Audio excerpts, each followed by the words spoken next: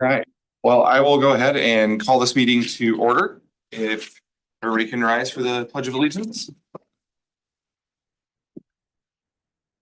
Pledge allegiance to the flag of the United States of America, and to the republic for which it stands, one nation, under God, indivisible, with liberty and justice for all.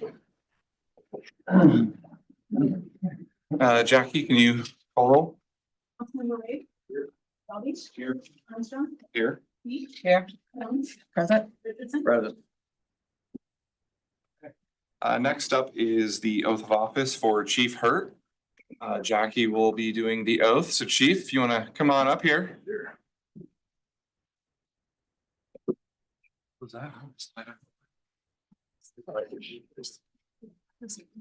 I didn't. Be okay. Raise your hand if you want. Please repeat after me. I, Aaron Hurt, I, Aaron Hurt, do solemnly swear do solemnly swear that I will support that I will support the Constitution of the United States the Constitution of the United States and the Constitution of the State of Iowa, and the Constitution of the State of Iowa, that I will faithfully that I will faithfully and impartially, and impartially, to the best of my ability, to the best of my ability, discharge all the duties discharge all the duties of the Fire Chief of Fire Chief of the City of Indianola, Iowa, of the City of Indianola, Iowa, as now or hereafter as now or hereafter required by law. required by law. Congratulations. Thank you. Hey.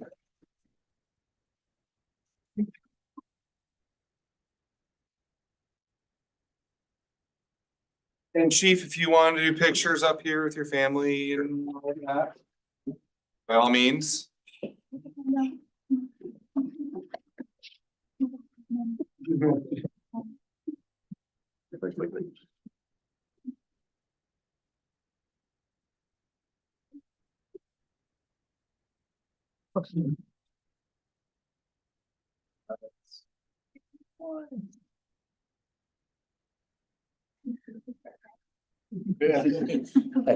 Perfect. Thank you. Thanks. Congratulations, Chief.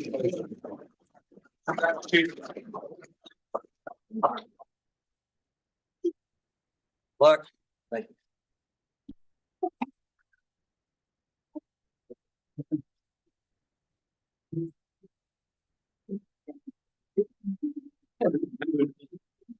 And next on the agenda is recognition of Stephanie Erickson for her service.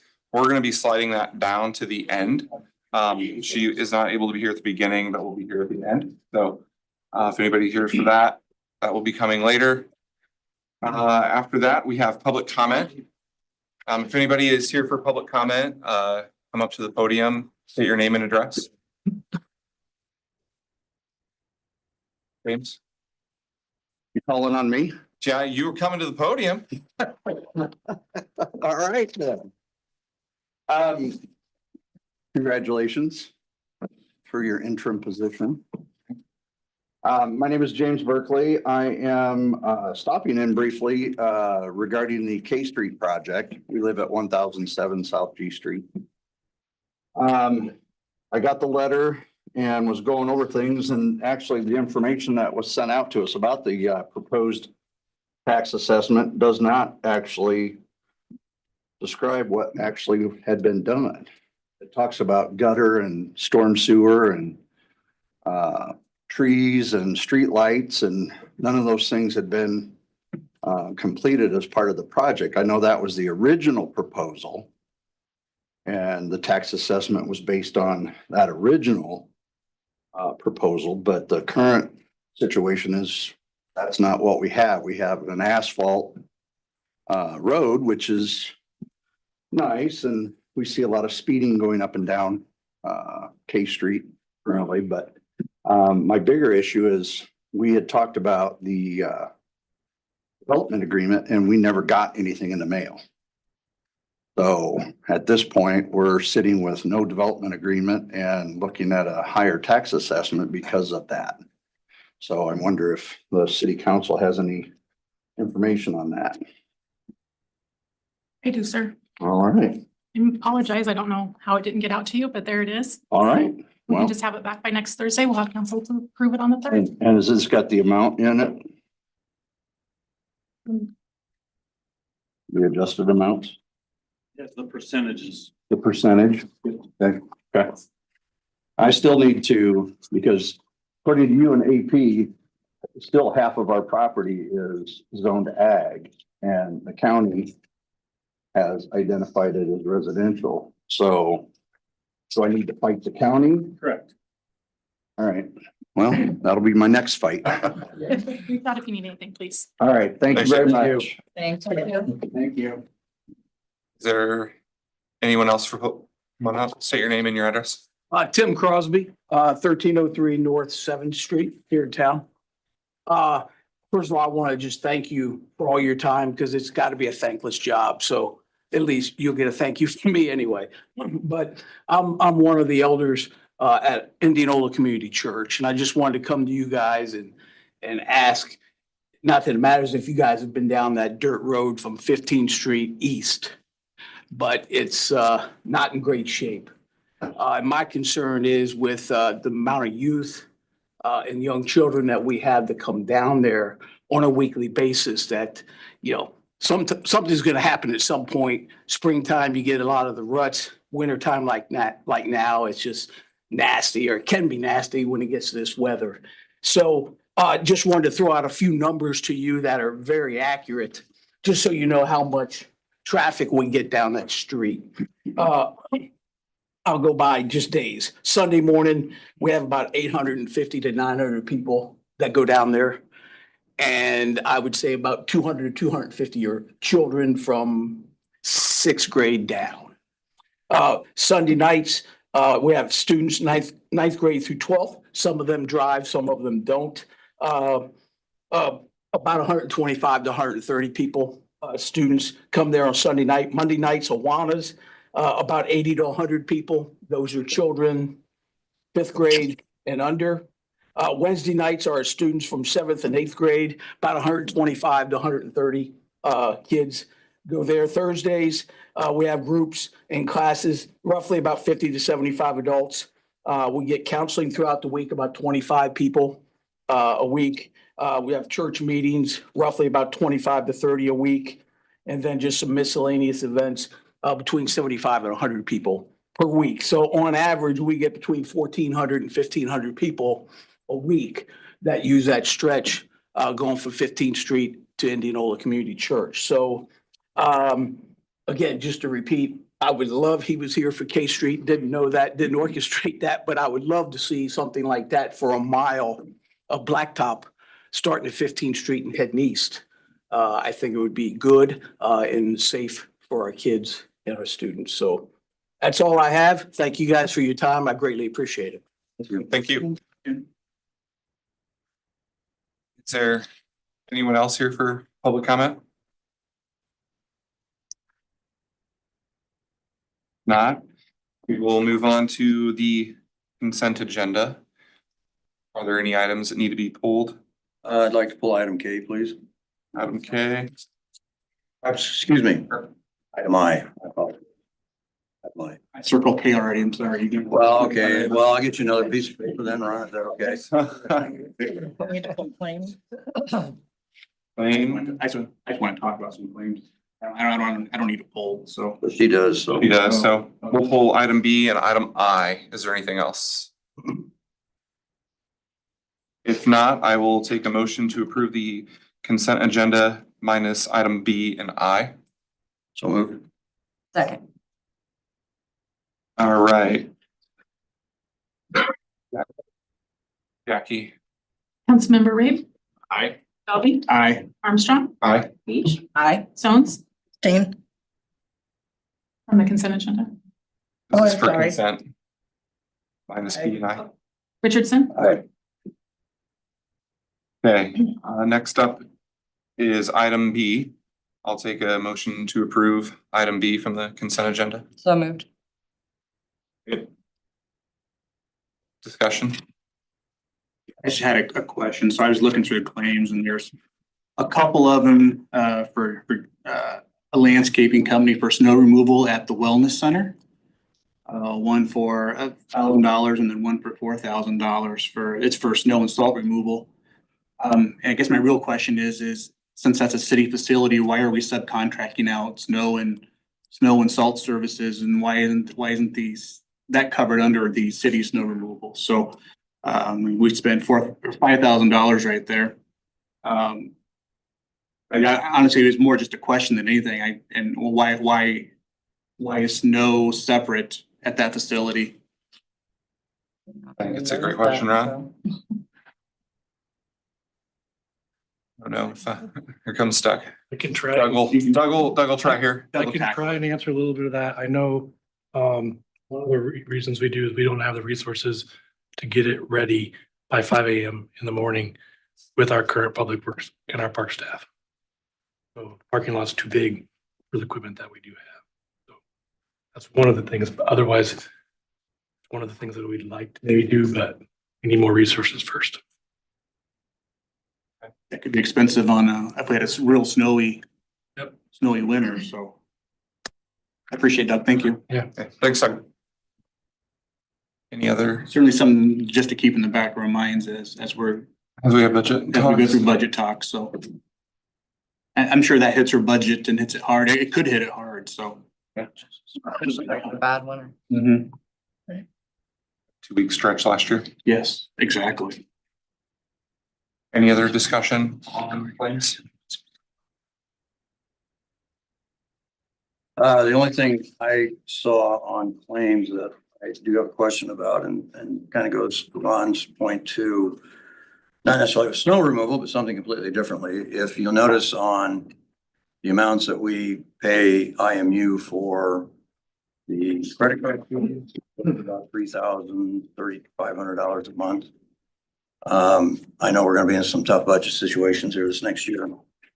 And so I think maybe we might want to take a look at how we want to handle that in the future as far as we want to pass that on as a service fee, or frankly and honestly, it's kind of like the sales tax thing with the wellness center. So I think it's something we want to take a look at and consider. But we're currently just, as a city, we're eating that fee basically, okay. Per month? Per month. Any other discussion items? If not, Jackie? Councilmember Stones?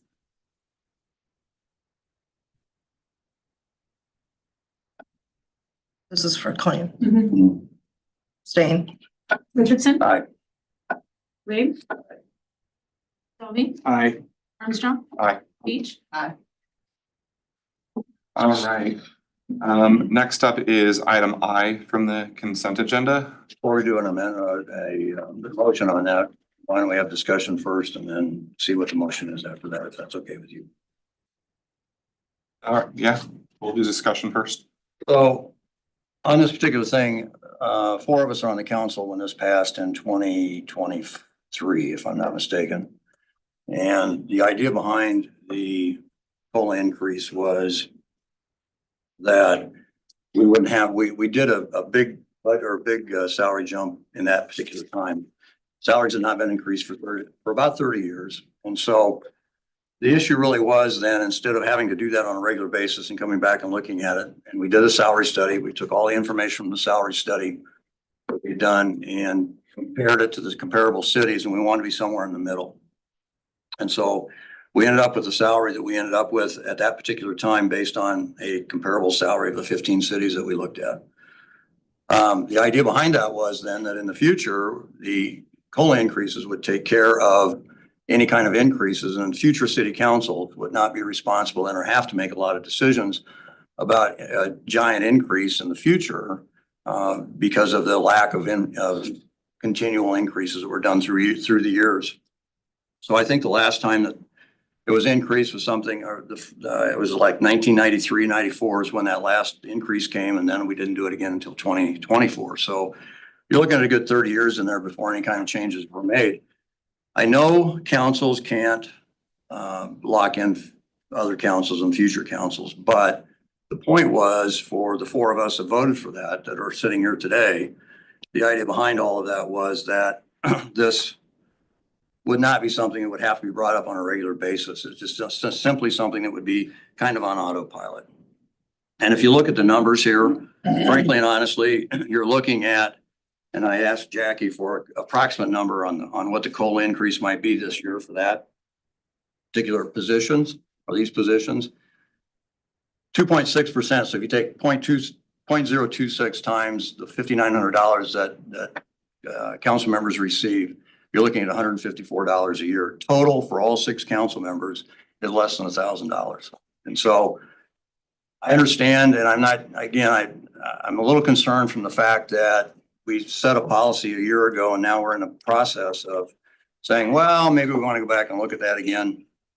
Because my concern is here, future years, we put that off, put it off, and then you're back in the same boat, another future council down the road down here. So I have just a little concern. You're talking less than $900 total.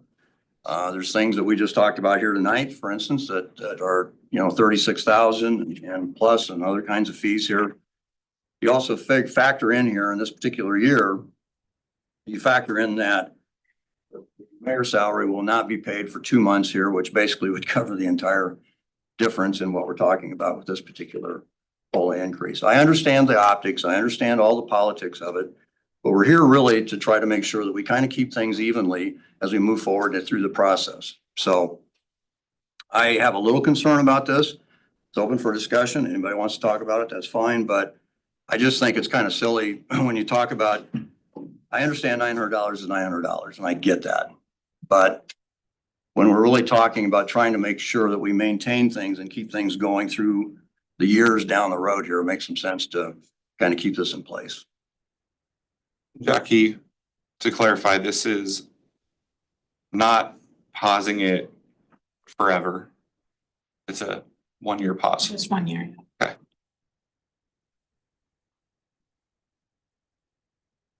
Next year, it would just go into effect again unless council were to want to bring up.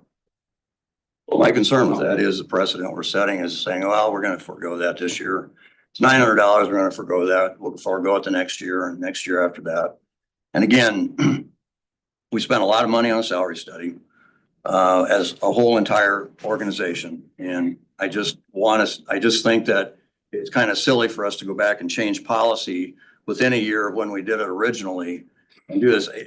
You could argue, well, it's self-serving. Well, you know what? We frankly and honestly, most of us don't turn in mileage on things we go to, none of that stuff. It's not that big a deal in the long term of things. But the bottom line is when you look at total policy and where we're going to go down the future with this, let's not get 30 years down the road and pause all this for all these years and then say, oh, gee, we probably need to look at the salaries here. So kind of my thinking. Oh, I understand that. I don't think this is anybody's saying pause for 30 years. I think, in some of the discussions I've had with people, it's a way to go, how can we lead by example, given the current financial constraints that we have? So, obviously it's council decision on what they would like to do. And I know in the grand scheme of things, it's a drop in the bucket, but I'm in the opinion of, when we have to make some of these really tough calls that we're going to have to make here, tonight and the next couple months, that we lead by example, then, that can go a long way. And then next year we, if council wants to, reevaluate, they can reevaluate. I think reevaluating things is always a good idea. So, respect your opinion there, Steve, but that's just. Well, no, you know me, we're okay. It's okay to disagree on things. I think the issue here, Steve, is that, it's a symbolic thing and I understand that. But I did ask staff today how many employees this year would be not getting COLAs because of the discussions we put forth. I gotta find that also. Hold on here a second. I think if I remember correctly, I'll tell you here in just a second. We have 219 total city employees. 133 of those will not have any increase, will not have a COLA increase, or part of their salaries will not include a COLA. Obviously, nobody gets a COLA. But of those 219, 133 are topped out at their steps or they're maxed out. And so you're talking about the top ends of most of our salary schedules here. And again, I understand what you're saying. But I just think that when you set a policy and 1 year later, we're gonna go back and make an exception, it makes it easier for us to make exceptions down the road. Our budget's not gonna get easier in the next 5 years because of House File 718. We all know that. And so, you know, you get in the habit, we're gonna elect a new council at the end of this year for next time, for the next 4 years, the next 2 years ago. You've got every council coming in 2 years after that. And so the history of that is kind of important to understand as you move through this whole process.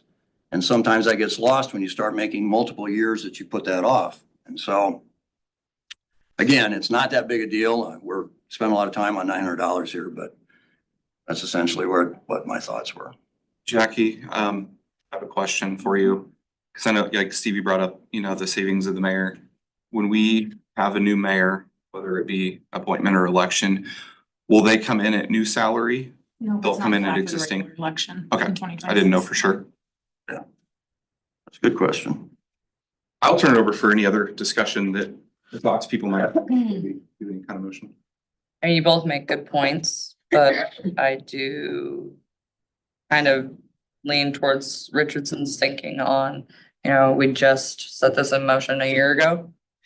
And setting aside the very first year that it's going into effect doesn't really set a good precedence, and we saw what a drastic jump we had to make to even get it, you know, reviewed the first time. And I don't think setting it aside is a good precedence to set. So. Melissa? I see both sides. At the same time, I didn't even know it existed. How many of you knew that it was there?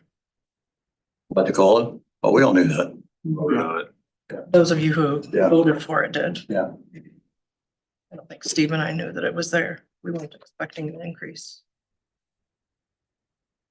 I didn't come into office for the money. Ron, feels natural just to go down the line. Yeah, I mean, I understand, both opposite things, right? $200. I don't think any of us got it. Went through the election process to, get any financial reward through this job whatsoever. Certainly understand Steve's perspective too, right? We set that car in motion and to put it in park after year one seems a little silly, but certainly understand perception as well. Josh?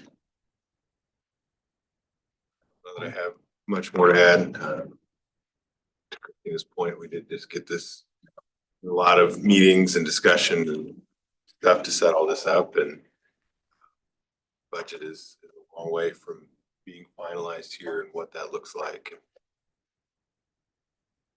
Just an interesting thing to be talking about a year later again.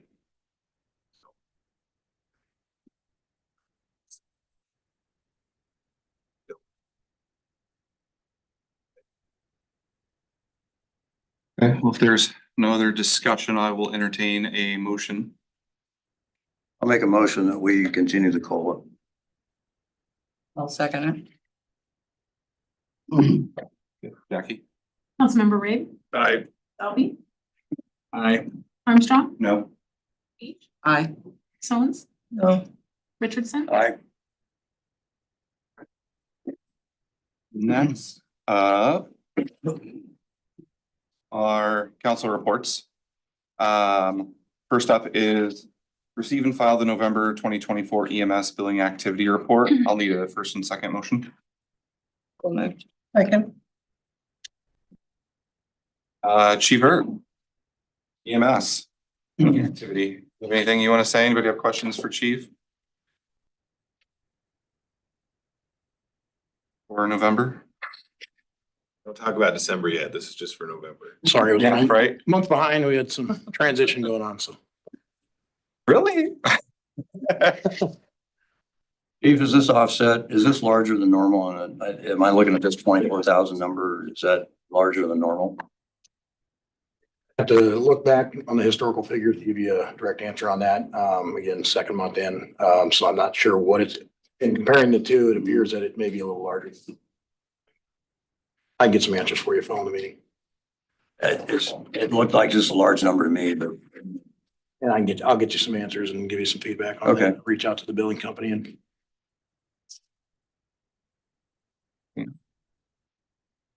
Numbers always run about the same. yeah, they always do, man. Good thing you didn't have to find any fires this week though. Knock on wood. Yes, knock on wood. Nothing else, Jackie?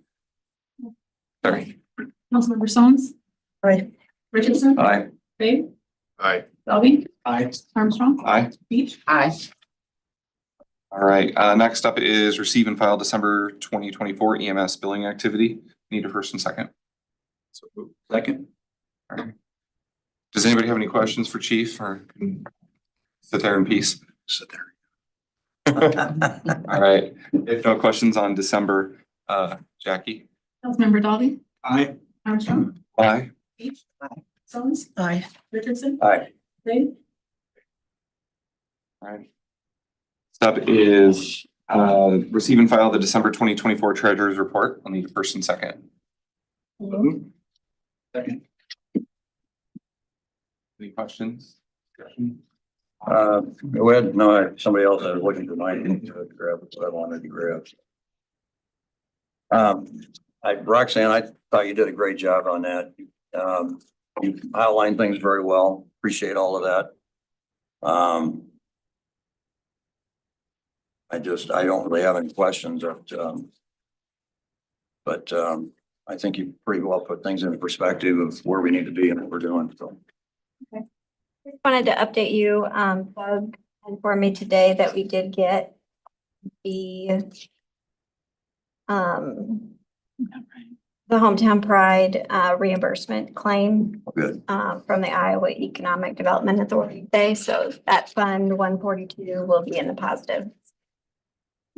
Any other questions? Very good. Okay. All right. Thanks. Thanks, Roxanne. All right, Jackie? Councilmember Richardson, Aye. Babe. Aye. Dolly, Aye. Armstrong. Aye. Beach, Aye. Stones, Aye. All right. Next up is council committee reports. Josh, do you have anything? Well, it's got an EMA meeting coming up now.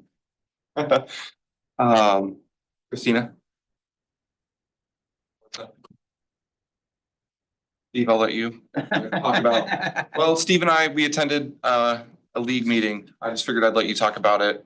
The line partnership, you mean? Or, yeah, sorry. Why don't you go ahead and talk about it? Cause I have SERPTA and I just need to review my notes real quickly here. So you remember what that. I was gonna do something in Mayor Pro Tem report, so Okay. I was like, I'll be. Essentially what came out of that meeting was that we presented two topics for the partnership to consider. One was the turn lane on Highway 65, 69 to talk to the federal legislators about working with those on the Transportation Committee to maybe put some funding in for either a study or an actual turn lane that runs from Iowa to Highway 92. Kind of on that same line, in our SERPA meeting on the 16th, which is Central Iowa Regional Transportation Authority, we got crash data that they do on a regional basis, and we got the crash data. Unfortunately, Indianola is heavily represented in that crash data for the 11 county region, I believe it is. I don't know if AP's in here. I think it's 11 county. Is it 11? Yeah. Many of our intersections on Highway 65, 69 have significant crash data in the last 5 years. Now, when I say significant, you got to keep in mind it's a 5-year study and it's got 20 crashes in 5 years. But when you take a look at all of the other counties and all the other places in the 11 state or 11 county region, nobody has that many accidents in a 5-year period at some of the intersections we have. And so that's a real concern for SERPA, because one of the goals of that organization is to make sure that we do, we're shooting for zero. Obviously that's not going to happen, but you always try to get the best you can out of your road and traffic projects that you do, so that you have very few accidents and hopefully no fatalities. So with that said, Highway 92 through east and west through town also is part of, I think in the top 20, we probably have 7 or 8 intersections out of the 11 county area in the top 20 that show the crash data as being fairly large.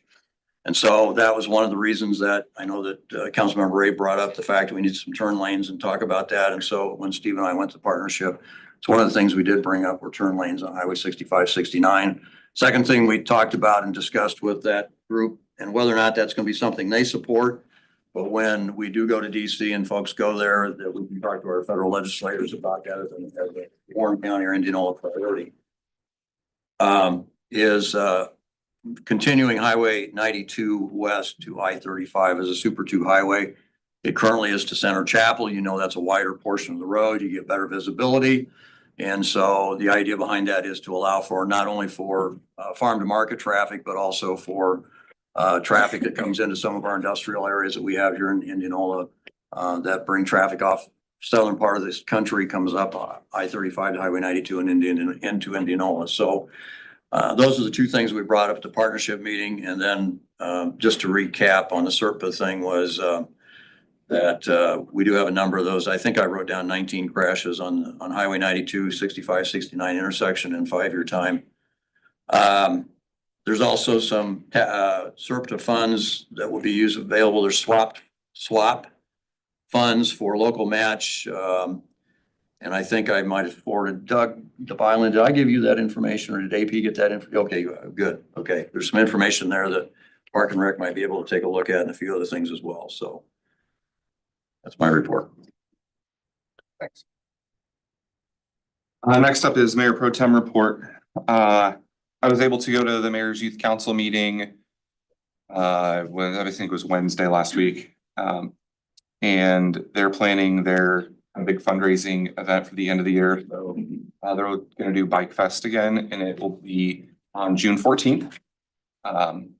Location to be determined. Some of the things that they're talking about doing are the big like tricycle.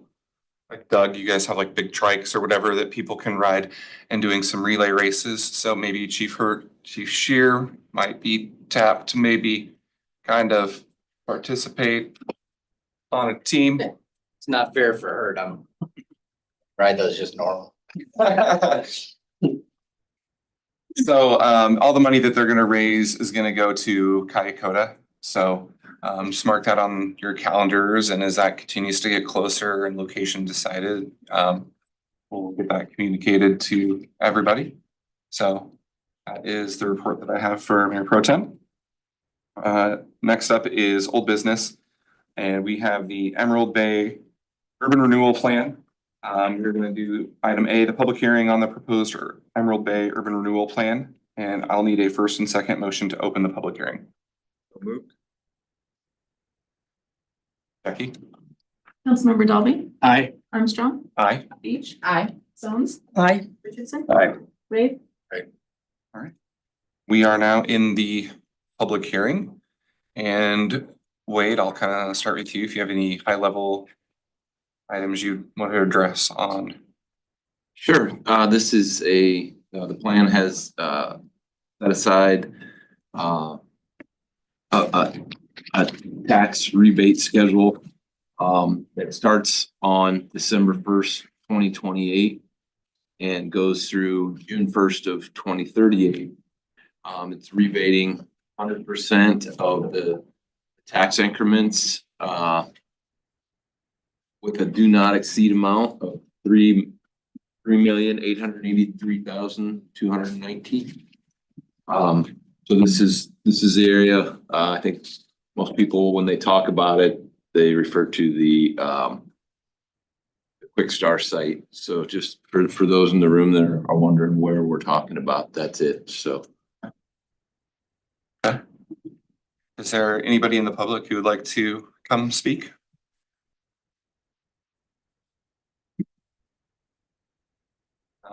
Jesse, I know you're here. If you have anything you want to say at all.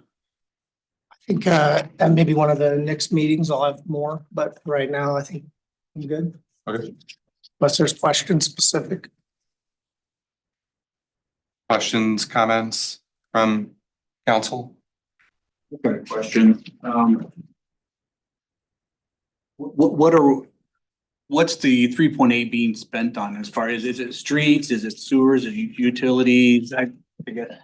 Could you give us a rundown as far as what's being? I think, I don't know what all you guys were provided at this one, but there's a good breakdown that I provided that includes some parks money for building the park out at the time of the development, turning lanes, signals, upsized water mains. Our initial plan that was approved way back changed, and they increased the size of some of the water mains and added some connections that get bored across Jefferson for some future work. And then a big piece of it is tied to acquiring all the necessary easements from the vet clinic and doing some improvements and modifications to their drive and rerouting their access for their property. Currently, their access basically runs through the intersection. And when they built that intersection, they never acquired all the proper easements to continue the road down the way, creating an issue for anybody really going to bring that road west.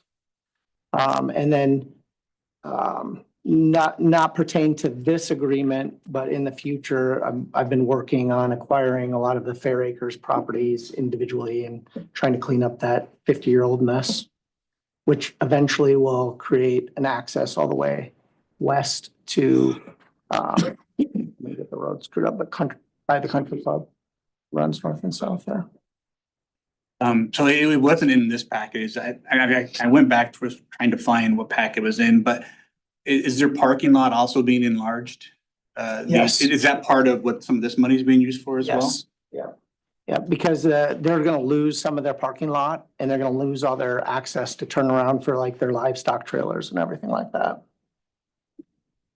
Okay. So this development agreement here does cover the entire development we're talking about, is that correct? The whole thing. And maybe this is not a question for you, Jesse, but this is for residential also then, the residential TIF as well? Commercial and residential component to it. Okay, so the residential component has to have 30% of that has to be LMI. So if we're doing 100% tax increment payments, where does that 30% LMI come in then? Do we know?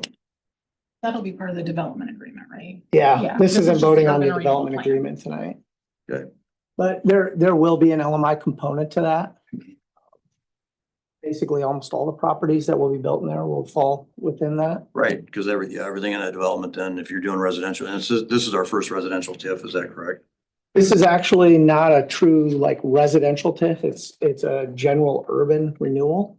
So it's a combination of commercial and residential. We don't have to abide by all the residential rules that are that limit the amount of years, and some of the LMI components don't get looked at the same way in this type of TIF. Yeah, but so for the residential portion though, we do have to meet the 30% though, is that correct? I think my understanding is it's more based on a percentage of what's built in there, as long as it meets that requirement. Right, the percentage of whatever the percentage of residential is, 30% of that portion has to be LMI. Is that your understanding as well? Yes, but it doesn't affect the amount of money collected on the properties. No, that's true. Based on assessed value. Right, yeah, I understand that. But I mean, your payments, what we've got here on page of that agreement on page 18 are the payments. And those go back and to you. So Steve, I think you and I maybe are the only one, because I don't know that the whole council has. Well, I thought they had we don't have the entire. No, it's not. No, it's not, and We're not doing the development agreement Okay. tonight. It's just the urban renewal, Okay, the area. okay. like step one. But yeah, you had so many questions that Sure. could only be answered by this plan. So I got you. So that's My why- mistake then. No. I should have done a better job. of And I've explaining. talked to Wade too about trying to work with you guys to meet in smaller groups as we get that put together. Mhm. Because I brought some things with that we can get into more in a smaller setting. But your guys' agreement is a 30-page agreement with 15 exhibits. The ones I've done with other communities is an 8-page with 4. And some of that streamlining of that process is what really could help us in the future on some of these other ones and enticing some future development. Getting ahead of myself, sorry about that. I would love to meet with you guys in some smaller groups and go over it in detail so that when we get to this setting and we're ready to prove it, everybody understands exactly how it's put together and understands that, you know, as a developer, the only way I recover that money that I'm putting in is by doing what I say and building what. Oh, I'm yeah, trying I to know. build. Yeah, I appreciate that. Yeah. So, Okay, thank you. Jesse. Questions? If not, I will take a motion to close the public hearing. Don't move. Second. Jackie. Councilmember Ray, Aye. Elby, Aye. Armstrong, Aye. Beach, Aye. Stones, Aye. Richardson. Aye. Okay. Next up is item B. It's a resolution determining an area of the city to be an economic development area and the rehabilitation, conservation, redevelopment, development, or a combination thereof of such area is necessary in the interest of the public health, safety, or welfare of the residents of the city, designating such area as appropriate for urban renewal projects and adopting the Emerald Bay Urban Renewal Plan. First and second. So moved. Second.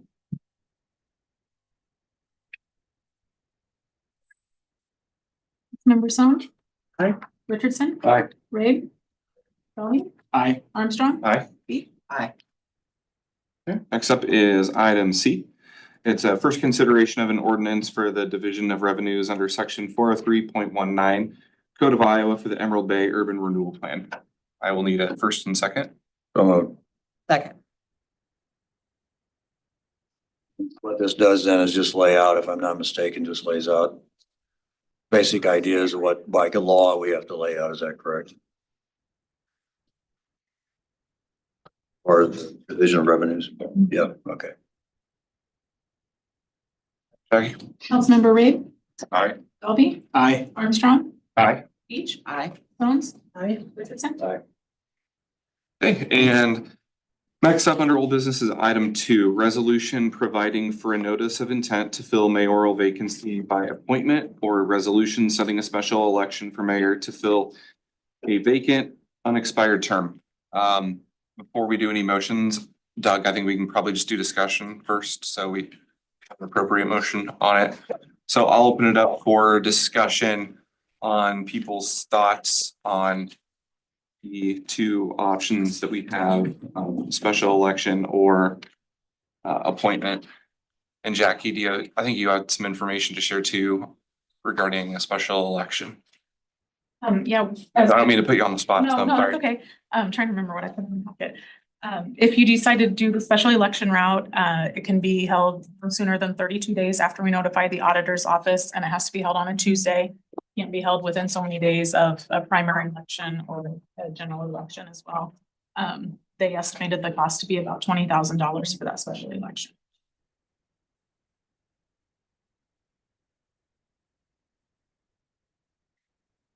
And appointment route is going to obviously be different. So Jackie, once again, I don't mean to put you on the spot, but if we can lay out that process for people.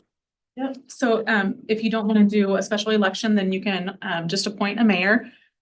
If you want to kind of follow the route we did last time, we posted an application on our website. We asked people to submit an application and a cover letter that just kind of explains why they want to be a mayor with a brief essay. And we could collect that for a couple of weeks, and then we'd include all of those applications in the next council packet for the February 18th meeting. And you guys could interview, ask people questions then at that time about why they want to be mayor and whatever other questions you decide. And then you can kind of whittle it down in a little voting thing until you ultimately decide who should be the mayor. And then you'd have a resolution a mayor that night.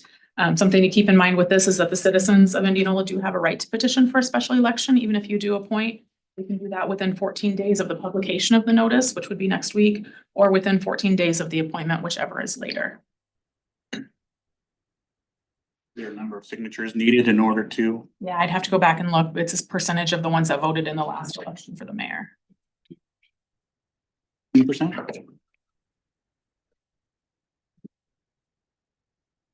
How long is left in this term? The term expires December 31st. It's going to be on the ballot in November.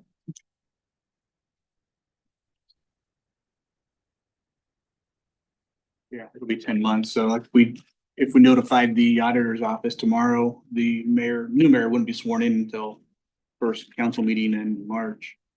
It'll be 10 months. Does that still fit within our timeline, Doug, for the 60 days and all that? We have time to do a special election if there was. Theoretically, I'm not sure. There were a lot of moving parts, but theoretically. But that 31 days is fast. I think the last time we did it, petition mid-November and the auditor had the election till March.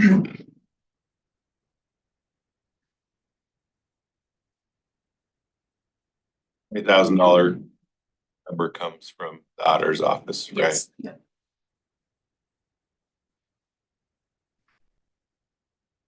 Well, my perception is, you know, we're always talking about, ways to save money or $20,000 seems like an excessive amount of money for a short amount of that term being left.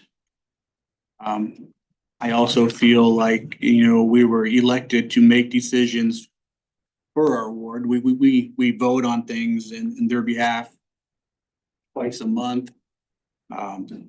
So I feel like this is no different, right? We're making a decision on their behalf. That's just my take on it.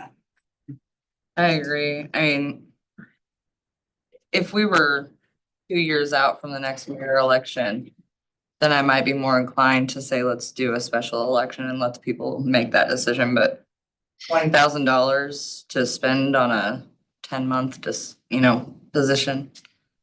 I can't justify that. And, you know, the people do have the right, if they want a petition, then that's them saying they want to spend that money. So I was appointed for a reason, you know, elected. Do we know what the cost was last time? Just under 10.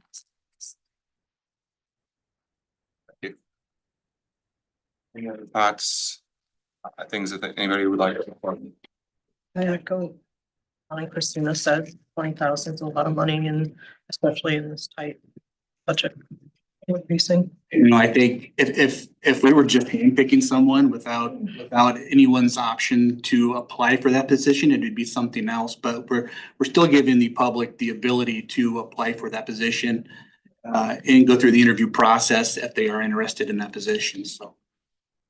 Yeah, I can attest to that. I went through and you know, I think it was good to have it open when Heather's seat needed to be filled and give people some time to think about it. And you're giving citizens the right to participate on the council level if they want. This would be the mayor. And, you know, the interview process was good. I think, you know, there's 4 of us that night.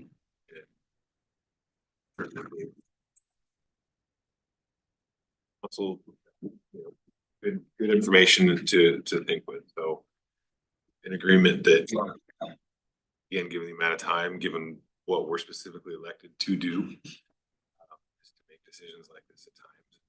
Certainly excited to open it up to anybody that wanted to apply and go through that process and not spend $20,000.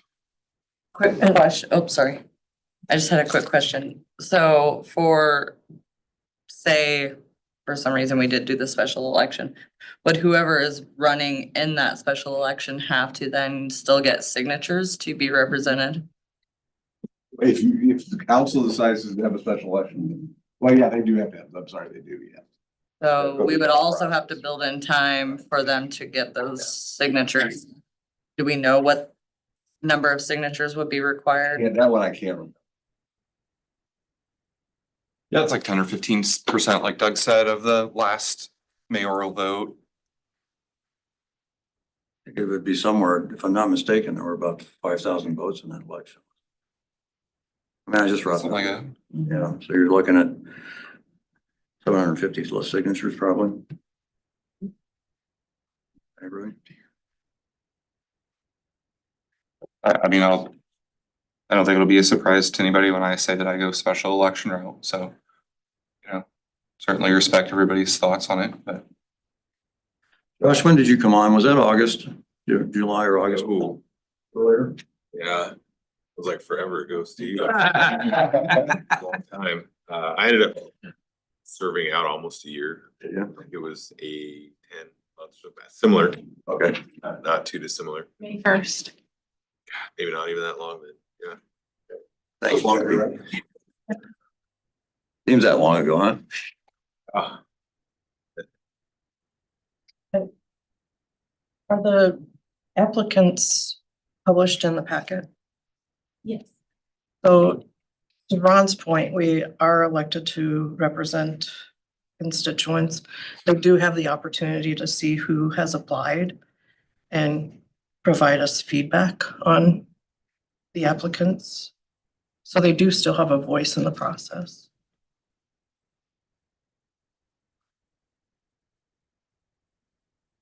Other discussion, comments on?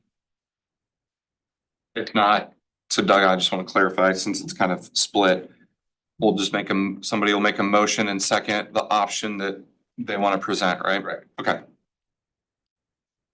So I'd make the motion to appoint a mayor.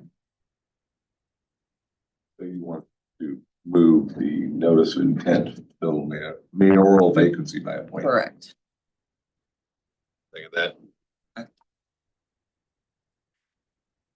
Jackie. Councilmember Stones, Aye. Richardson. Aye. Dave. Aye. Lee. Aye. Armstrong. No. Beach. Aye. All right. Turn the mood music off. Other business, interim city manager's report, wait. Sure,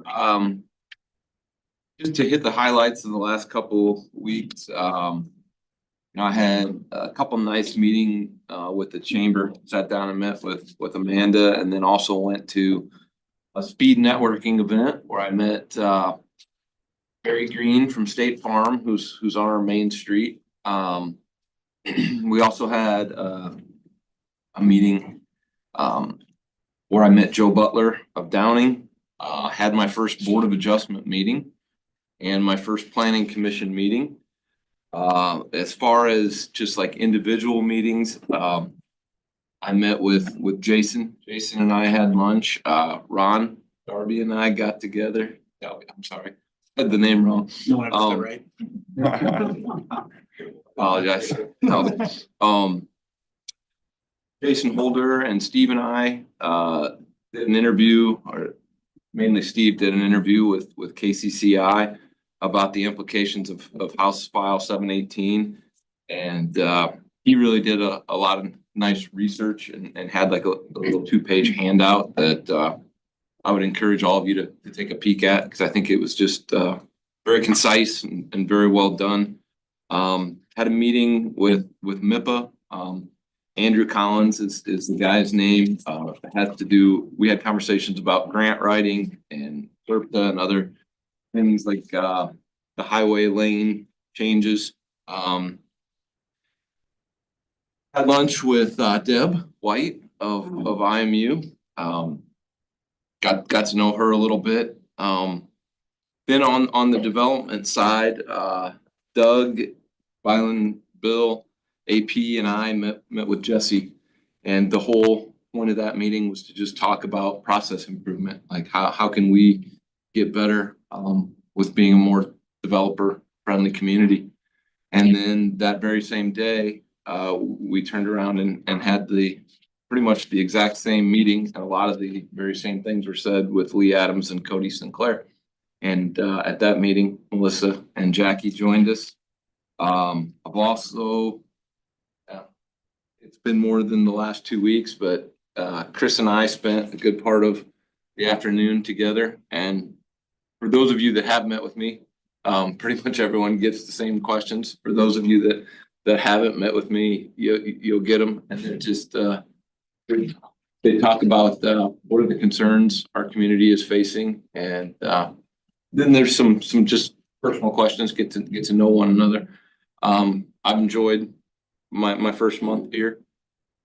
Then a couple days ago, Michael and I were going through like what we're gonna talk about a little later, and had a nice kind of get to know you meeting with him where he and I had a nice chat about House File 718 as well. So that's kind of been the last couple of weeks, and I don't know how Jesse felt the meeting went, but I'd encourage you guys to all talk to him. I think he and I have plans to review some of these development agreements that he was talking about that are more concise than ours and could hopefully make the process a little quicker, because we keep hearing that time is money, and that our process needs to be streamlined.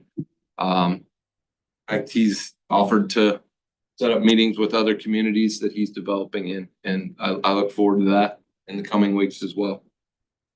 So, apologize for my voice tonight. I've got a little bit of a cold. I'd take any questions about the last couple of weeks. So on the development side, is it the fact that our agreements are lengthy because of just the city's process, or because of our legal process? So the legal process is the same. Like, there's only really two attorneys. We use ours. Nathan is our guy, and some people might use Dorothy Whitney.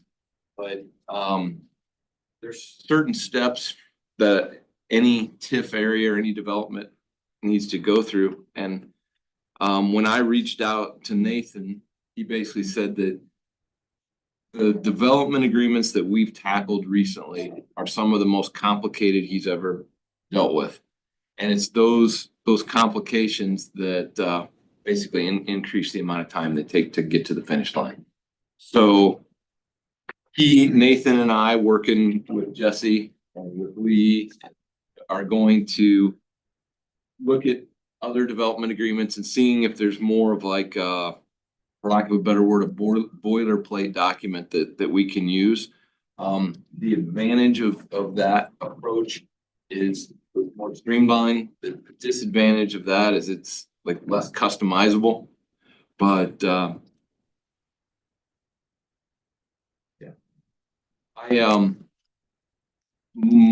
Monday I sent out like a administrator's report, I guess, and in there was an email from Nathan from Allers that will answer your question even better. He goes into great detail about what his feelings are on why our process is taking a little longer. Can we maybe have Nathan, I'm sure, I can't remember if I don't think I've seen that either, so can we have him maybe make some suggestions?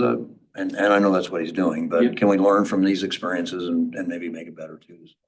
That's the whole, that's the whole plan. Yeah, piggyback. So I think it was Nathan who'd said that the development agreements we had were some of the most complicated that he's had in like the last 10 years. Like, do we know why? Is like that part of it our fault? Like, how are we, like, why did we get so complicated? I guess it's like, how do we all of a sudden, it's like, boom, everything we just did was the most complicated they've seen in 10 years. So some of it's infill, I would guess, and Mr. Ray might be the one to answer that question, but I think of some of it when you get into infill properties and you've got a lot of surrounding things going on too, that makes a difference. Is that kind of what your thought is, Jesse, or? I could go over this more in smaller settings. It might be helpful, but it's to me is to what Wade was saying, is having a standard template in place that you use. Like I was saying when I stood up there, yours is right now is a 30-page with 15 pages of exhibits, and two other cities I used 8 pages with 4 exhibit pages. So there's a lot of extra things in there that don't need to be there, and you can look through them and compare them, and maybe one covers you a lot better. I don't know. But what I would say is it's a lot more to go through too and make sure everything jives and checks out. I don't really necessarily agree that some of these development agreements are the toughest that I've ever seen even. I don't know where that's coming from exactly. I would argue that there's nothing really unique about what we're trying to do here. I think it's more a testament to the overall undertaking that we were doing with redoing everything all at once. While having 4 developments come through, like there's just yeah, we did unpiece everything while multiple developments coming and I think that's a lot of the complicating factors. Wasn't Charlie your main staff guy handling them too? So, I mean, you had some turnover. Staff was transitioning, like it was just, I agree. I mean, That I've was done. my biggest thing is just every time having to start over and then getting someone who had no idea where it was left off or even how to do it. So then you're starting over. And that happened to me 3 times to the point where I was telling Wade, I just got a $17.5 million TIF deal through City of Altoona in 4 months and still don't have this one through that we've been working on for 2 years. I've done 8-page development agreements. I've done 60-page ones. Like there's good and bad to both ways. It just depends on who you want to be and how you want to be. I think the biggest issue, exactly what Jesse's talking about, is just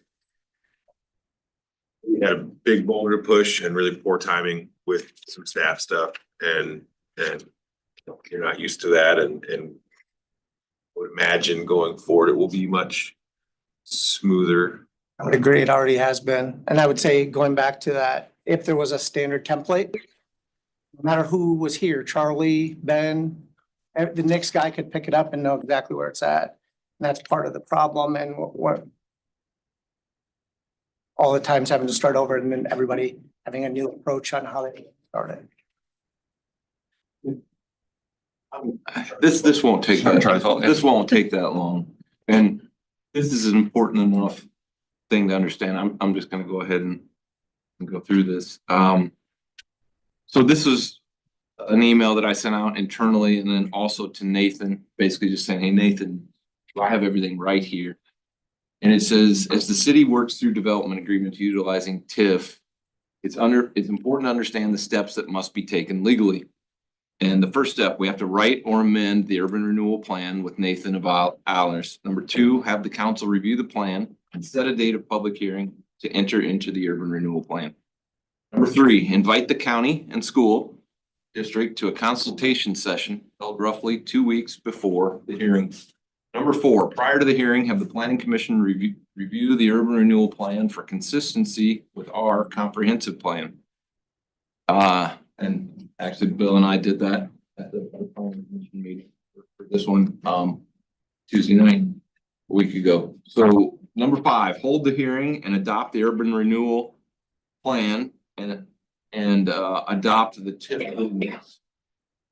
After the urban renewal plan is created, amend the TIF ordinance, which sets the legal description of the taxable file of the taxable property. And also set another hearing date for the TIF rebate agreement. And that's the process we were in with this one tonight.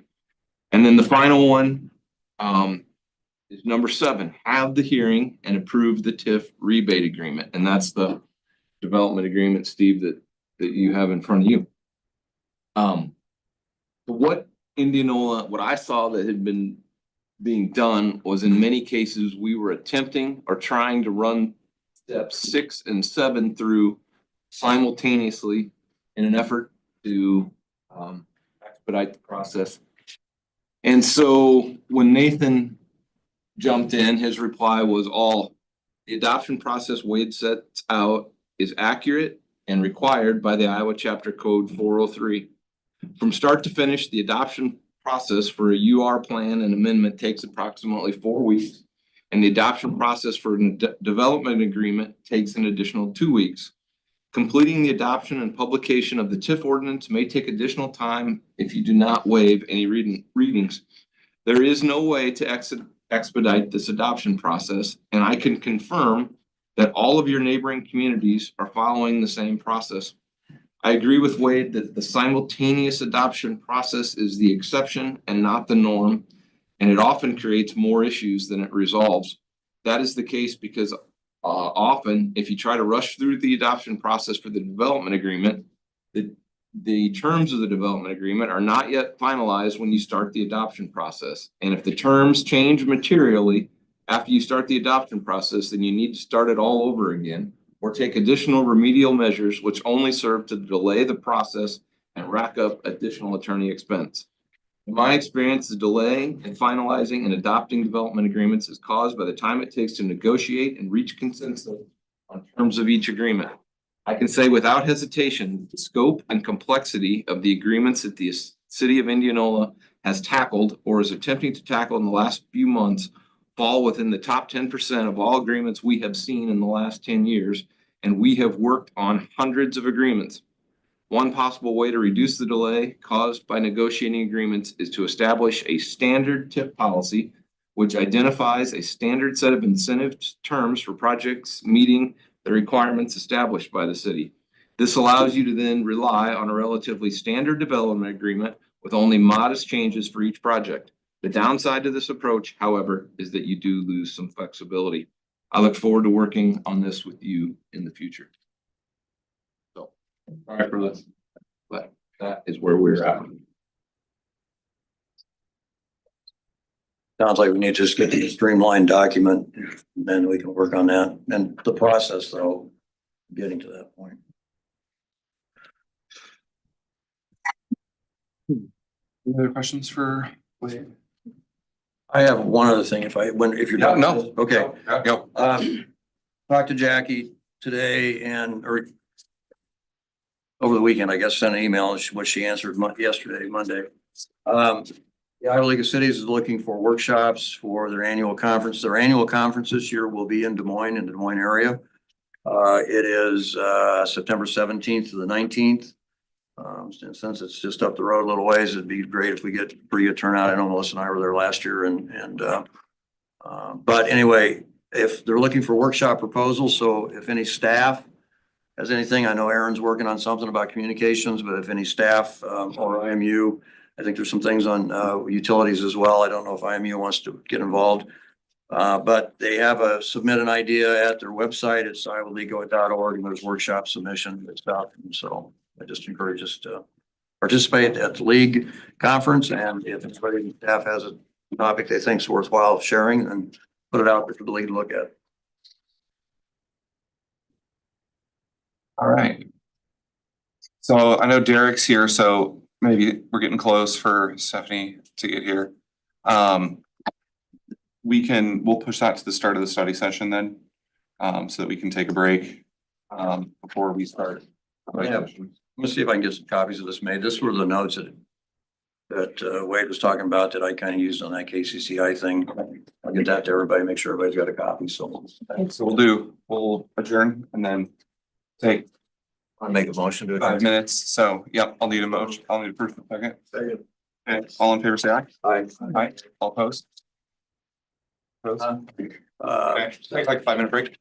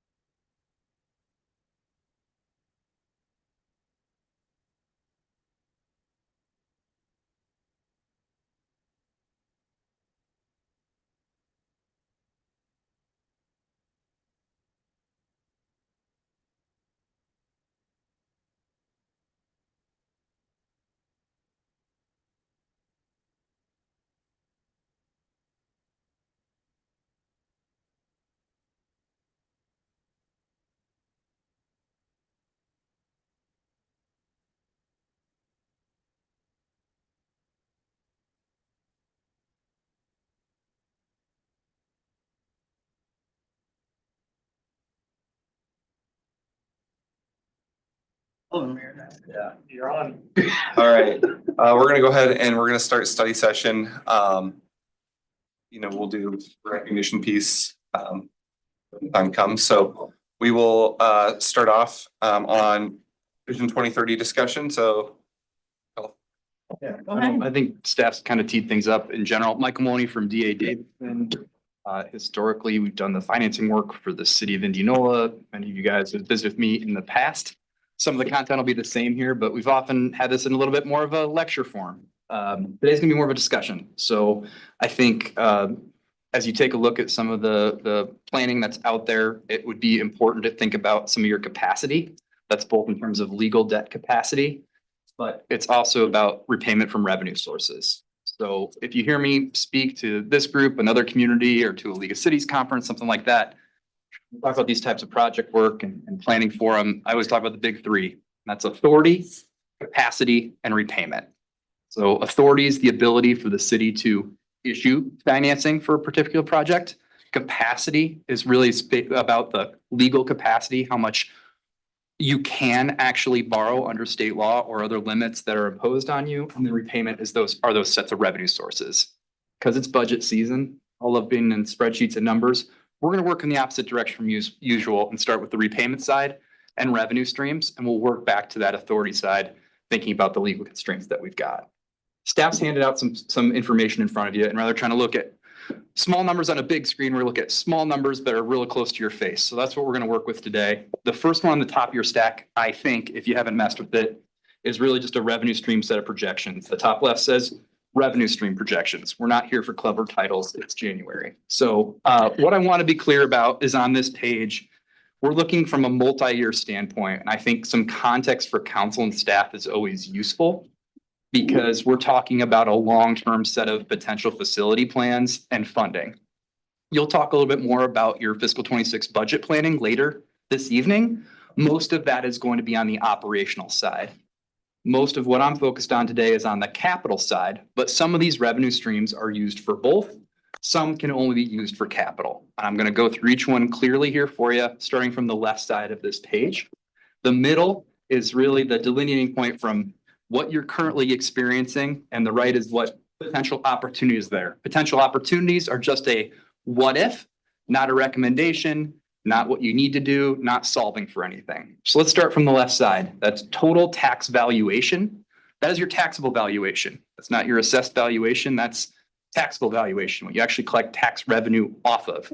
That's after rollback, after any assessment limitations under HF 718 are applied.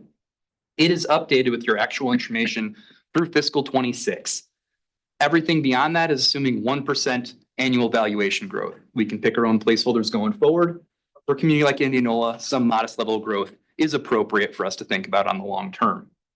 You take the tax rate and the next set of columns, you'll notice there's historical data through fiscal 25 that ties to your budget. You'll fill in a number for fiscal 26, but it's going to be around the same level.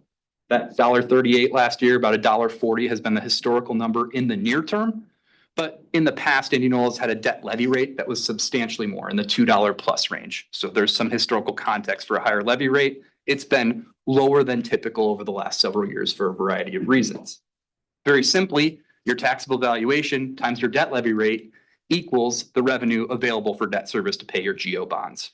That's the debt service tax levied column. It's a little over $1 million right now a year. So set it at the same rate that it was the last year, and your valuation grows by 1%.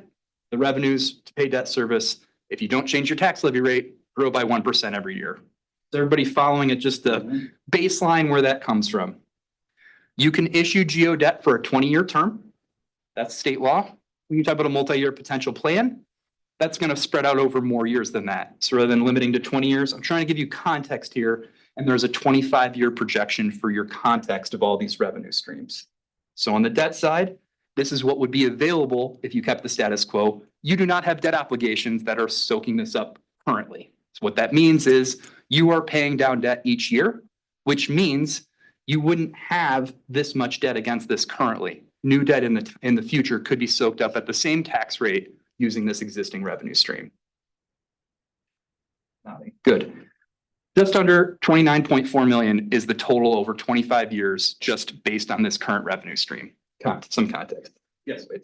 Could you explain how the development agreements and Yeah. that we're entering into affects our bonding capacity?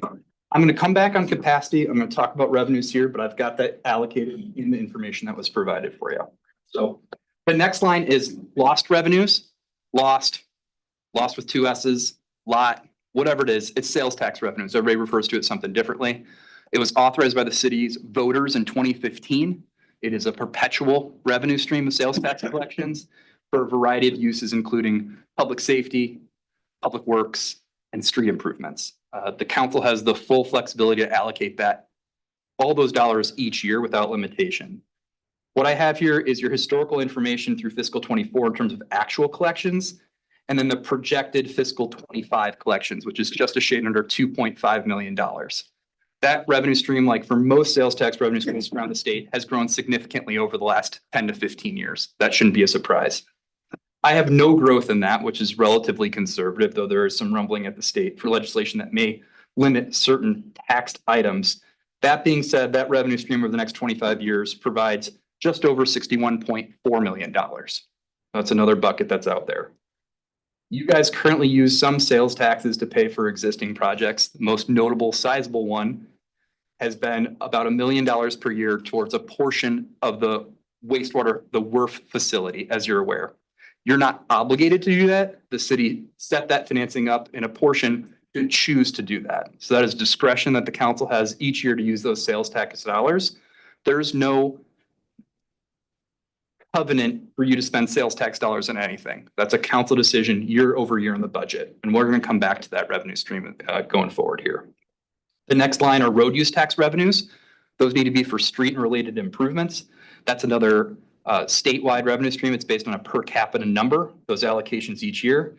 There are some projections on the state's website for future years on that are pretty rosy, admittedly right now. Yet that is flat for your purposes at this point. There's no financing off of this. This has typically been used as pay-as-you-go monies for the city's streets. That's a shade under $56 million over the next 25 years available. Michael, if I can ask a question here. So that includes, one of the reasons why it might be so rosy is am I not mistaken that the 5% sales tax, does that go into the road use tax fund? No. No, I mean for car purchases and those kinds of things. A portion of those registration and Right. sales use taxes Yeah. for car purchases Right. go into that. Right, Yep. that's where I was going. Yep. Like those cars increased, and that's gonna increase that amount of money. And it's a big pot of money at the state fund, and there's a portion allocated to local government. Yeah, I was just looking at average price of cars in 2015 was I think it was around 28,000. They're now up to 43 or 47. I'm not an economist, but that is more, Steve. Yes, I'm not an economist, but that is more. Yes. The stormwater revenue stream, you guys have a stormwater revenue system. We're not here to focus on the stormwater side at this point, but the point is typically that's used for capital maintenance and operations, your stormwater utility that would otherwise need to be paid from other sources. So I want you to think about this as just sort of the big picture of what you've got outstanding. They can be used and siloed for certain purposes in state law, but it's an overall pot of money. Just from those four major revenue streams that are here without really touching any dials, that's a little over $164 million over the next 25 years with just 1% growth in annual valuation. So I just don't think that's articulated to councils. I'm trying to frame that up for people as they think about their future planning at this point. Any questions on the left half of this page or to the right side of the page? And I'm not going to spend this long on anything else we talk about today. Everything on the right side is a for instance. Whenever I put this together, TIF revenues is always a blank shaded piece. TIF is its own thing. TIF is always going to have the obligations aligned to it, which means there's not some magic TIF revenue stream that's going to help pay for things. You need valuation growth to happen, like the development agreement you had today. If you make that agreement, you will have obligations to a developer or for infrastructure you need to cover before you realize the benefit for other want to projects. That's why I always keep that highlighted and say that's a separate piece of this. It could have benefit over the long term, but it's not a means to itself in terms of providing revenue streams for other city priorities, typically upfront.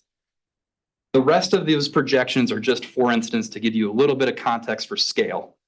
an additional $1 on your debt service levy is what's projected on that next set of numbers there. So using the same tax valuation on the left side, it's showing $1 on the debt service levy provides an additional $750,000 towards debt retirement. Again, you're about $1 lower than some of the historical points you've been on the debt service levy component of your city's overall tax rate. So there's precedent for that. It just hasn't been there historically. I'm not saying $1 covers everything, but I thought grounding what $1 would provide in revenue, and then we'll talk about $1 of impact to taxpayers, would give some context for you as your decision-making process going forward. Similarly, $2 a month on stormwater revenues, just a give or take, provides an extra $150,000 per year.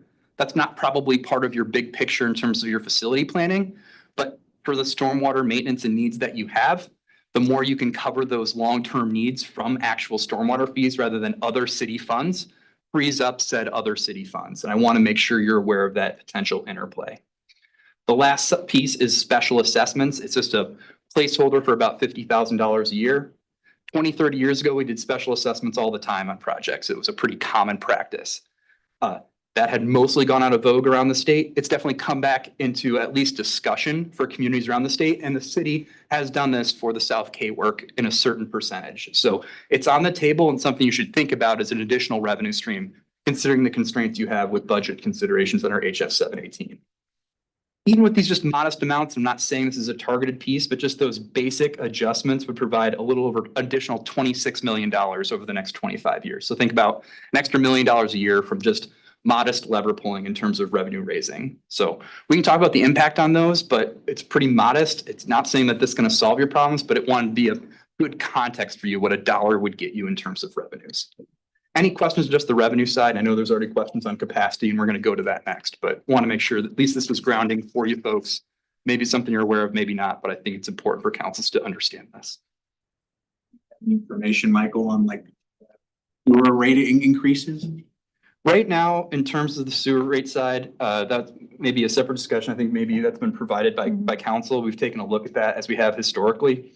I think the context there is the same I've maybe shared over the last couple of years with council and historically as well. Your large plant project is going to be coming online here in terms of being fully operational, and you're going to have a better idea what operational costs are going to be. It appears that some of the operations for the new facility are more favorable on chemicals and electricity and utilities than maybe we were estimating, which is good, but you're going to want to continue to monitor that over the near to midterm. And we look at this annually, if not twice a year, just to make sure.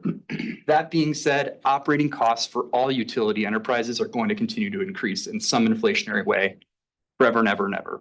To avoid shock type rate adjustments, whether it's this year and future years, the council may want to consider modest 2% type annual adjustments on any utility fees, just because you want to keep pace with those operating costs. But from a big picture operations, capital and debt coverage, you're in the right spot right now. Does that answer in terms of that's the shortest summary I can get for you at this time, but I think that information has been provided in similar format by staff to what you're seeing. Thank you. Yep. I want to go to the debt capacity piece next. I appreciate there's similar looking pieces there. The top left corner is going to be your guide. Debt capacity analysis and that information. I've used this in just a couple bullet points for you, memos in the past, presentations that you're tired of seeing from me, sometimes with charts, which is fun, but today it's a spreadsheet. I think the big piece of information for you is that from a geo debt capacity standpoint, the state limits you to 5% of your assessed valuations. That's a different valuation than the taxable number we just looked at, okay? You're just shy of 1.455 billion in assessed valuation, which means the city's debt capacity limitation is about 72.7 million as of July of next year. That is countered against the fact that your total geo debt is just a shade under 27 million, which leaves about 45.8 million of geo debt capacity. For those of you in council for a little bit, you'll note that that's significantly more than what it was a few years ago. And there's two factors for that. One, you haven't issued a whole lot more debt and you've paid down your existing debt. But primarily it's the fact that your valuation has increased dramatically. You just go back to fiscal 22, you're a little over $1 billion. So you're talking about nearly 400 million of additional assessed valuation over a 4 or 5 year period. That's why you have more capacity to do potential projects. In this chart here, you've seen some of this information from me potentially in the past, has all your outstanding debt The new piece of information that's here is a column that says projected developer rebates.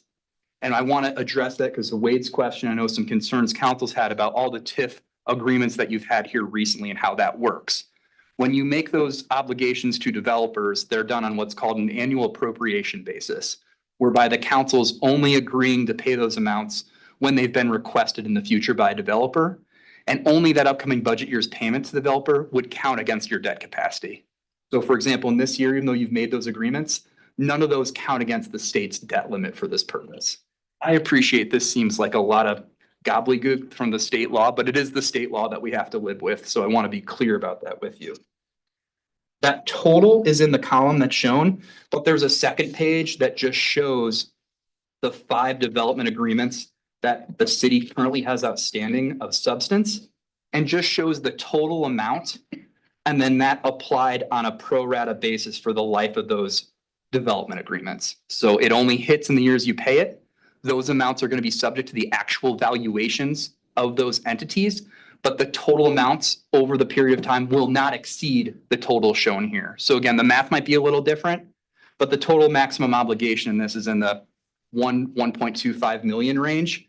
At the end of the day, not cramping your style in terms of debt limitation to the extent that you might think from the sticker rebate amount, because it is spread out over time and only applies on an annual basis. I know it's a little bit of a cumbersome concept and new for you guys, but this is the first time you've had sizable enough rebate agreements for us to even show this in this kind of analysis, similar to some of the larger communities that you should maybe now consider as your peers. Does that answer the questions, Wade, you had, or Councilmember Richardson? Thank you. I'm gonna pause a lot. The capacity is helpful. I want to talk a little bit about the debt levy here and then levy impact and then authority capacity repayment and then your questions, and we'll move on to the rest of your night. Anybody? Can you touch on legal capacity and effective capacity? Yeah, that's a great question. If you go back to that one page on that debt capacity analysis, the first page, that legal limit statewide, 5% of your assessed valuation. Effective limit is listed as 80% in the top middle table there. What that means is typically cities would want to keep a little bit of rainy day capacity for a project that may come up. Let's say you had a development agreement that required infrastructure, and rather than rebating that to the developer, the city felt it was more financially viable to put the infrastructure in themselves, call it a street and related improvements. Well, you don't want to be at 100% of the legal limit in a given year and have to pass up that opportunity or not do it in the most advantageous way. So you want to leave a little cushion. The city has typically had an informal target of about only using 80% of the state limit, just as a modest consideration. It helps with your rating process, et cetera. That worked really well when you guys were a lot smaller on your tax base.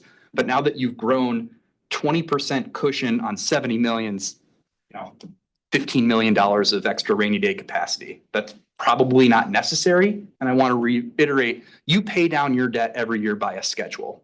So if your valuation's growing, that increases capacity. If you're paying down debt, that increases capacity. It's not like a credit card that's totaling up. If you want to have a big project or a big set of endeavors and get closer to the legal limit than maybe your self-mandated policy for a year or two, that's a reasonable thing that you can explain to investors, rating agencies, et cetera. So not a hard and fast rule, just something the city's historically managed to, but the council has full discretion on what you think is appropriate. That's a great question. Thank you. There's a sheet in here in the top left is called debt service levy analysis. And we're not going to go through every line of this. This is a show your work to the previous page.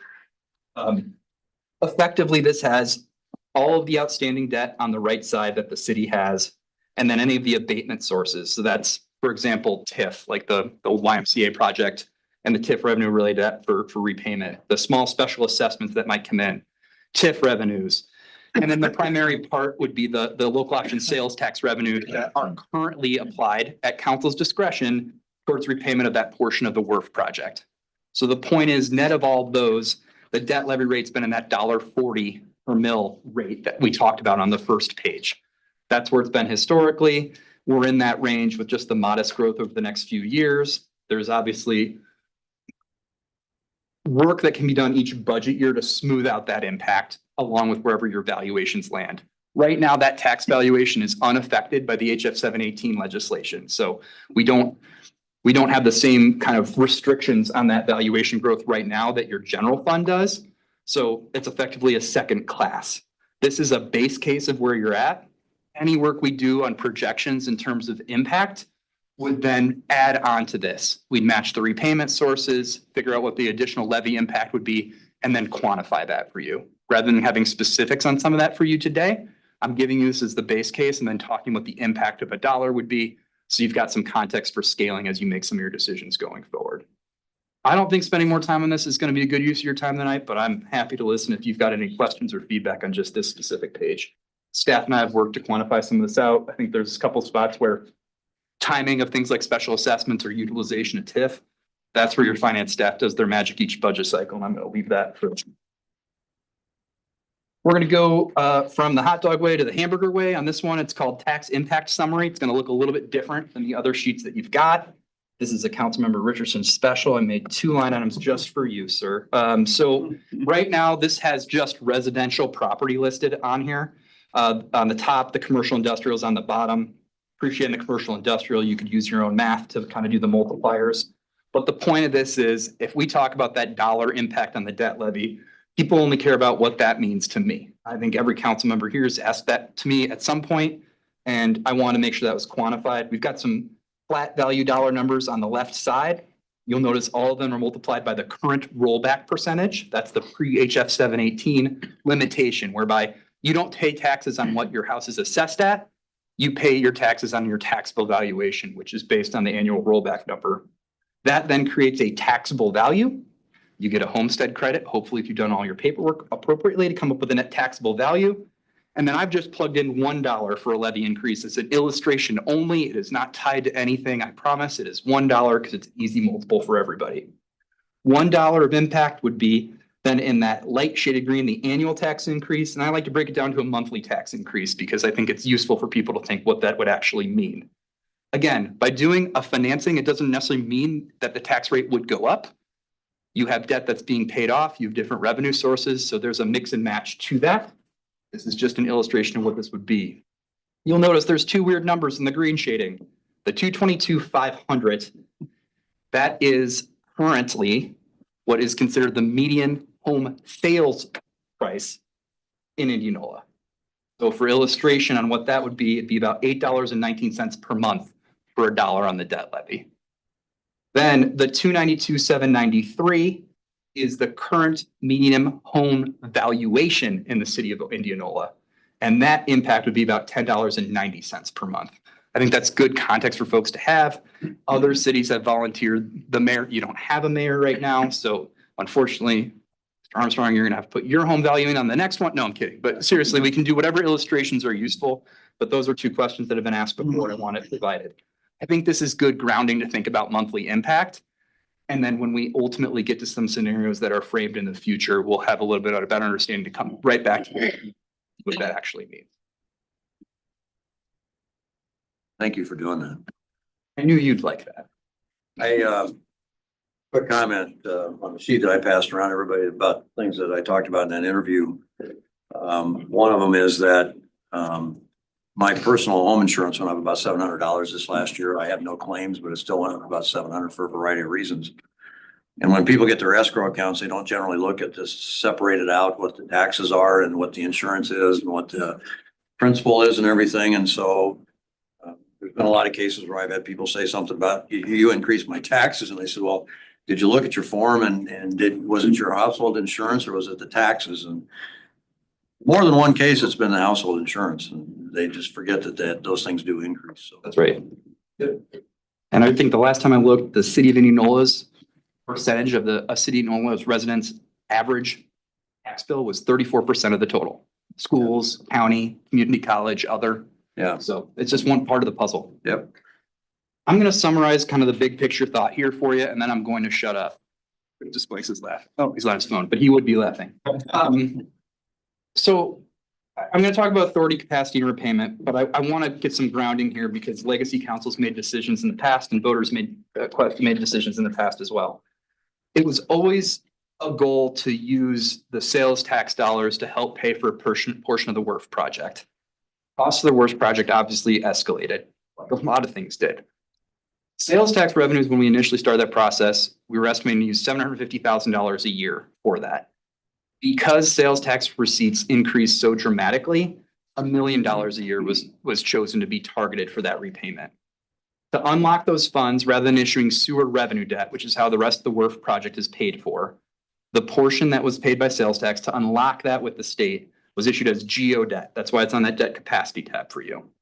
The city can repay that from the debt levy. It doesn't. It can pay that from local option sales tax dollars. It currently pays 100% from there, or it can pay it from sewer revenues.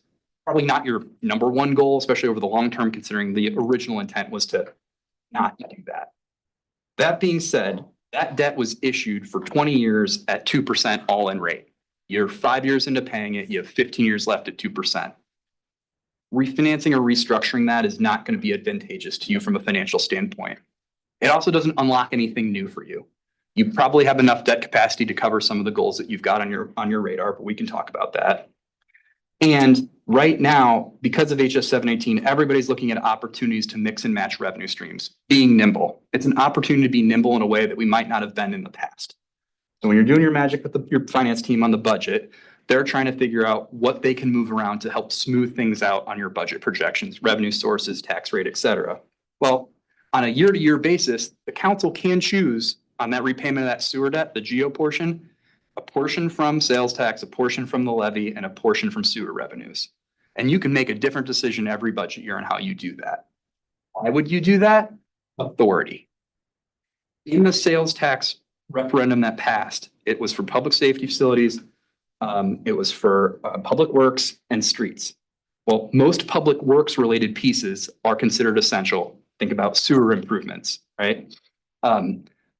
You can finance that without a vote, with just a simple public hearing for any financing needs that you've got, whether you want to do it with GO debt, sewer debt, et cetera. Streets, same thing. You can do that with just a simple public hearing to do GO street bonding. The city hasn't done a whole lot of that historically. A lot of folks do it a little bit every year. That would be a potential impact. What you can't do are public buildings on a simple public hearing. You need a different access to authority, whether that's a referendum, whether that's through sales tax statutes that you've already passed, whether that's through TIF, depending on the eligibility for those projects. So if you want to think about the authority piece, you should think about the authority with your repayment. In a perfect world, we do a GO bond for everything and we'd repay it with whatever sources we wanted, but the state code doesn't let us do that. Rather than be frustrated about what we're limited in doing, we should be thoughtful about it. So if we can't use the debt levy for a public facility, but we can use sales tax, maybe you mix and match the revenue streams to end up in the same place, but gain authority for the projects that you want to do. It's a big picture approach. I can get in the weeds if you want to, but I think the thoughtfulness here is issuing something through the sales tax methodology is probably the most advantageous, efficient way. I think that was something that was initially outlined in the Vision 2030 video.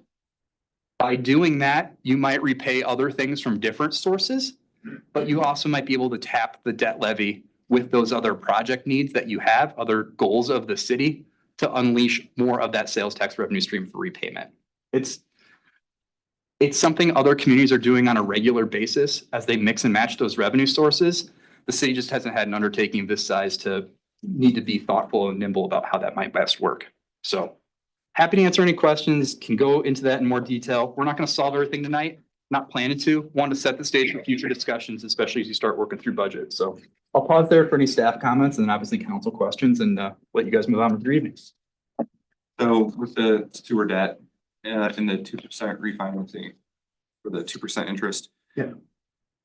If we were to make changes on the repayment currently, so with the original Vision 2030 plan and the talks of using, sewer rates and increasing those, I'm not suggesting that. That's what I wanted to clarify. Yeah. I felt like that's what I heard. I think that's the question is, right, you can pay that back from the debt service levy if you wanted to. Again, I showed you what an impact of $1 would be. That would get you, $1 would get you 3/4 the way to that repayment next year if you wanted to. The city's sewer cash flow is solid at the moment. I think we want to continue to monitor to see if the upside's there. We've always been conservative with operating expenses because the risk is that you're not and costs increase dramatically. We were Chicken Little 10 years ago on that. And now after the last 4 or 5 years, it seems like the rational thing to do. So if that turns out better year over year, those dollars could be applied in a given year, but not commit to using sewer revenues for the long term. So I don't think it's an interplay for sewer revenues as much as maybe a leveraging of the tax levy, especially over a longer term consideration. And that's what I wanted to clarify, because I kind of feel like the original idea that was brought to us was that probably shifts our mentality on how we want to do things. Cause, and as I said, that's what I Yeah. felt like I heard, but I wanted to clarify in case anybody else heard it differently. Just to clarify, so of the 2.4 to 2.5 sales tax revenue that's expected for this year, $1 million right now is allocated to that portion of the work repayment. And some of it going to the streetscape work, a small A amount small amount, and then to the sewer as well. to sewer to help with some of the ongoing Yep. capital improvement needs, just because the timing and cash flow was relatively tight. But you're not committed to doing that, the sewer support for the long term. The money can go back the other way in future years. And in terms of the streetscape, that's really short-term debt. So when you're starting to think over a 20 or 25-year period, some of the obligations for those, the sewer piece goes away in 15 years. The streetscape goes away in like 7, 8 years. So like, rather than thinking about it as just, we're gonna set it and forget it forever, you're probably gonna come back and have different discussions each budget year, especially reassessment years like next year. Odd valuation years are reassessment years where you typically get a bigger bump in valuation. Bigger bumps in valuation, in theory, would provide more tax revenue for the city. And that could change the math year by year, where, you could really minimize the impact back to the sewer fund if you chose to. That's my number one, I think, potential misconception I thought about some of the Vision 30 discussion that I'd seen. So that's a great question. No, thank you for that clarification. I think that's really helpful for how we decide we want to go about things, because it was like the plot twist, right? Movie. Kind We of. get the plot twist tonight. There's plenty of scenarios to run. I think coming from it from a capacity standpoint here and authority in terms of, hey, here's what we want to do, the prioritization, then we get to the dollar amounts and scoping. That's what we're working with other communities right now. They're all facing similar challenges to you guys. Just one of the lucky communities that actually has some growth. I know HF 17 is a bummer, but better to have growth than the alternative. So if I hear you, so what you're telling us, if I'm not mistaken, cut to the chase, how much money do we have to work with then, or could we, am I looking at that 72 million number, or am I looking at 45 million? Or 45. 45 million. That would be this year, and that's a moving target, like what's shown there, just 1% growth, pay down debt, that goes up. That number's, significantly larger in a few years as well. So Right. you have more opportunity in the future without constraints. So you're saying that 45.8 million is debt capacity, but is that at 100% or is that 80%? That'd be at 100%. You'd 100% for the next, for the upcoming fiscal year to do that. So you'd be about 9-10 million less than that then if you're still at 80% or 75 or. You got 15 million. Where are a lot of cities at on that? Are they at 90? 85, but then they'll pierce it to do something big, knowing they'll pay it down within, start paying it down in the Right. next year. You're probably looking at roughly 38 million, somewhere in that neighborhood. About right. So what if they have a building or 2 projects that's over 38 million? Yeah. What's the option for? In the past, I've talked about this, you guys, and I just mentioned on the developer rebates, how those are subject to what's so-called annual appropriation, right? And TIF kind of works that way because you wouldn't rebate dollars that didn't come in. A rebate agreement is for a development that's happened. They pay their tax revenue, they certify they're going to do it. You rebate that back to them. That's the nature of the annual appropriation. The council's not going to agree to that until those tax dollars are in the door year to year. You can also do that with traditional debt. When you do a traditional GO borrowing or any traditional borrowing, the council at the time of approving the bonds and when those close, saying we're good for those payments till the bonds are completely paid off. You can issue those bonds subject to what's so-called annual appropriation debt. The benefit is only upcoming budget year's principal payment counts against this debt limit. Wow, that makes the debt limit like not a thing. But there's additional cost and interest rate because investors then are subject to the whims of not just your council, but future councils over the life of those bonds because you need to appropriate repayment of that debt each year going forward. The penalty is relatively modest at the moment, but at the same time, it's maybe not the best option, though it's something that we see very commonly be used. In some states, it's a standard practice because of the way the debt is issued. So There is a way to really extend that. We talked to significant about that when this capacity number was closer to 15 or 20 million a few years ago with council. Depending on what you're looking to do, that may or may not be in play here for a portion or all of certain elements of the projects. I typically don't start there, but it's a great question.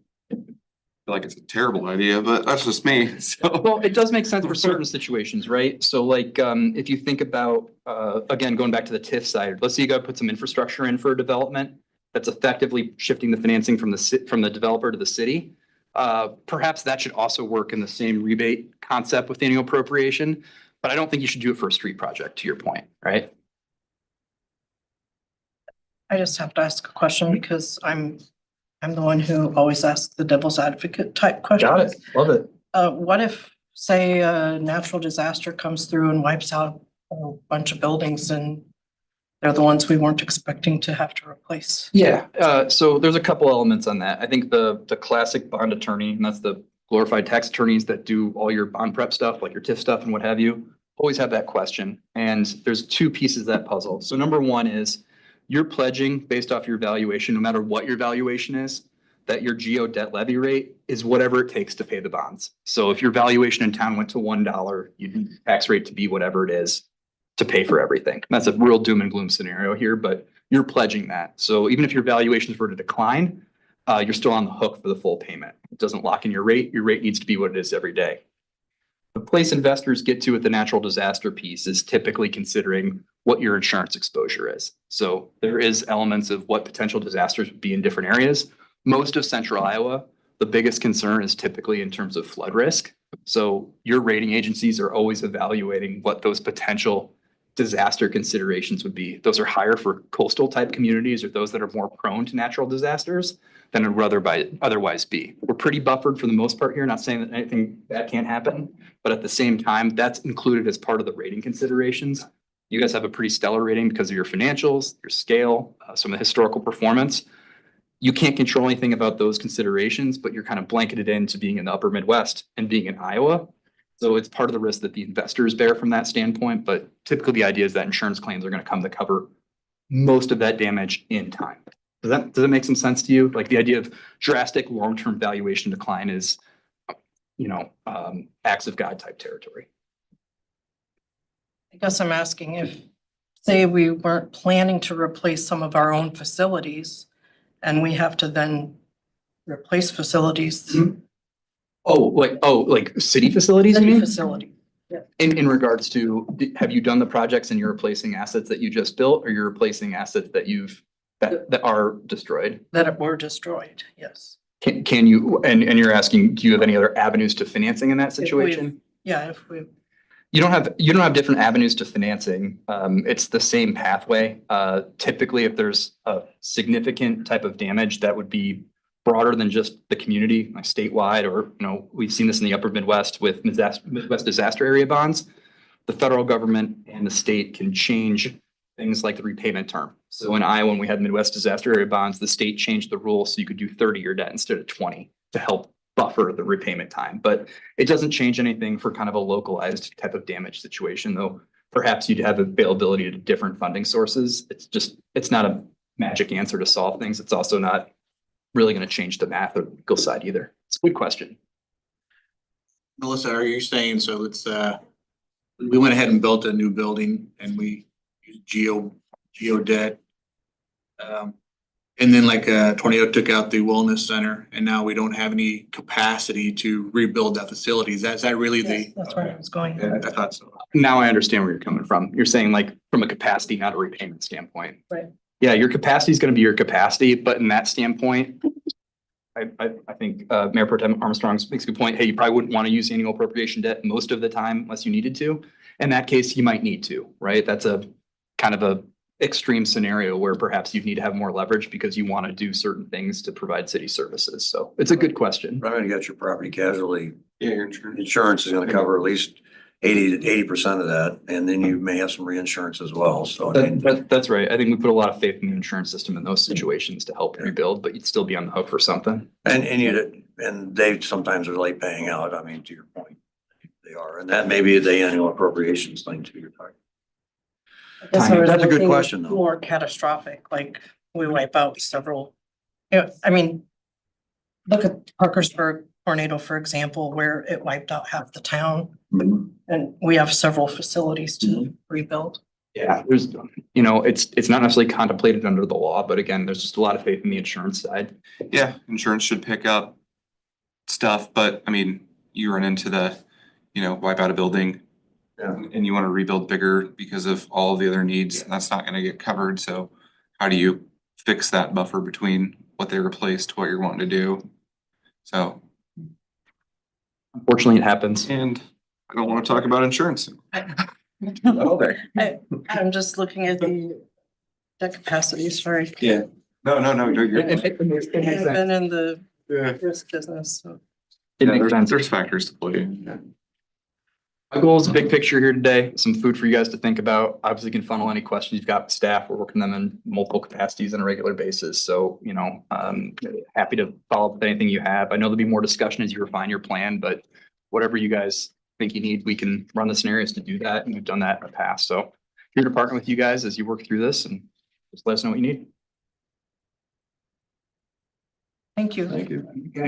I'm sorry, Michael, I just have one clarifying Yeah. question. So Steve asked, 45 million is what we had the capacity to borrow if we wanted to at 100%. Most communities are at 85%, so. It'd be like a self-imposed limit, but you can, Roughly 37 million, okay. Yeah. So that's what the capacity is. for next year. Yep, next year. yep. Mhm.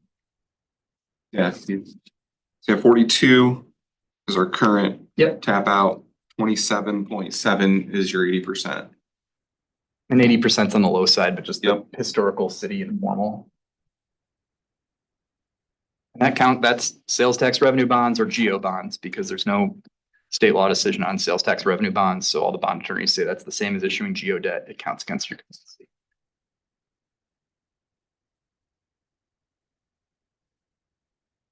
Yeah, 20, that 80% was Steve. 27.7. It's the. It's in the right column. Yeah, it's the second to available right effective on the debt capacity. sheet.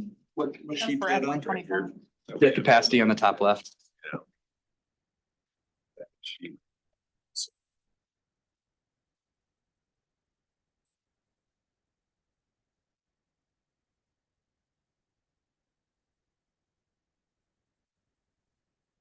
See that, what it takes up to every year too, as that goes away. I guess one of the things I'd ask council is, we got a lot of information here. Do we want to set aside a meeting to talk vision 2030 more in depth? Now that we maybe have some ideas of, how we could finance some things. Do we want it to be a separate night? Do we want to do a study session? I'm open to discussion on what you guys want to do. I don't know if we want to wait until after the budget meeting tonight to go, okay? What do we have after the wellness center on the 27th? Anything else on that agenda that night? No. Want to throw 2030 on that or not? I'd like to talk about it again soon. I'd like to talk about it again after we finish the budget stuff tonight. So Okay. that's the 27th or the next meeting. That's my personal preference. We need to get going. Ron, do you have any preference? Sooner the better. Sooner the better. So maybe decide the night on until after the budget talk tonight on when we want to do 2030 talks. Well, okay, okay, so you're saying either the 27th or another night down the road? Yeah, we can kind of. See how far we get on the We'll lock budget. that down after the budget. Yeah, see how far we get down the budget stuff. and then- Yeah, okay. You good with that? I'm sorry, I got one more Yeah, question. no, So keep it shooting, Ron. Yeah. looking at, our available capacity, we've approved some development agreements, 3.5 million for IDG. That's not factored in. That's in here. That's that whole projected developer rebates. That's in That's there. included in there, right? So that. Those are only the payments on an annual appropriation basis, and that second page shows them on the kind of pro rata as if they were equally split over the period of repayment time per the agreements approved. The only one that's not on there then is the annual bay, the one that we were talking Yes, about. correct, and that's a modest amount, yeah. When we know we have Deer Run coming. Also coming potentially as well. Yeah, and that's not in here yet. But again, each one of those, even on a sizable one, spreading it over 10, 15, 20 years, and the impacts of those are gonna scale. Plus, those projects, the larger they are, the more valuation they're creating, which then boosts your valuation up above the 1% conservative number we've got. Good question, though, and it's something, Ron, that has been included in that before, because this is the first type of scale type development agreements you guys have really had. And all at once. All at once. All good stuff. You guys aren't unique in complexity of development agreements. It's just developers, money's tight on the commercial lending space and dollars are more, right? It's just simple math. So they want more in terms of incentive. So, you know, a combination of infrastructure plus the rebates. It's not as easy as it was in the past. So I have one more fun one for you because I'm a sparkling ray of sunshine. So to be clear, and I'm not pushing you guys on timing, but we've obviously discussed these projects for a very long time. There is likely going to be a major budget bill that goes through Congress at the federal level again this year, similar to the 2017 Tax Cuts and Jobs Act. Most of the municipal bonds that are issued in the marketplace are federally tax exempt interest to the investors that buy them, which lowers the interest rate to you at the city and then to taxpayers. One of the potential pay-fors that has come out in the last week is 51 pages long, and one of them would be eliminating municipal tax exemption on your bonds. That would raise the borrowing cost because your bonds be issued on a taxable basis if all interest rates were considered otherwise. I don't have a crystal ball. We don't know what would happen, but if that legislation passed in a similar time frame as what happened in 2017, you'd expect that effective date to be something like January 1 of 2026. So not to add incentive here, but if there's some questions on timing or feasibility on this stuff, it's just something I think that should at least be on your ticker and you're thinking about. And rather than me bringing it up in April, I thought I'd just put it on your time here while you guys are talking a little bit, just to have a consideration on priority or efficiency. That's on most debt that we offer. Pretty much everything you guys offer, unless you had some type of private consideration to it. So it'd be best to do something before January. Guarantees, I'll keep you posted on that. What's the bill number? There's no bill right now. No bill, okay. No, it's just a 51-page document that had all the potential pay-fors. If you use reconciliation through the Senate, or you don't get 60 votes, then you have to have every dollar of tax of expenditures offset with revenues. So if you're gonna drop the corporate tax rate down to like 15%, you just need to get the dollars to stack up.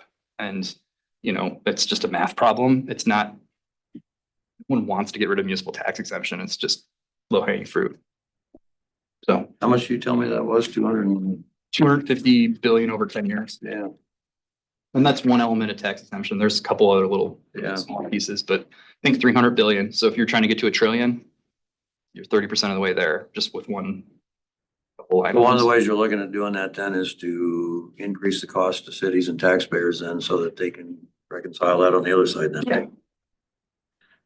Fun. Not good, bad, or indifferent. I'd rather tell you guys now and I'll keep you posted about it than hear from me in April and it's tangible suddenly. So. Cool.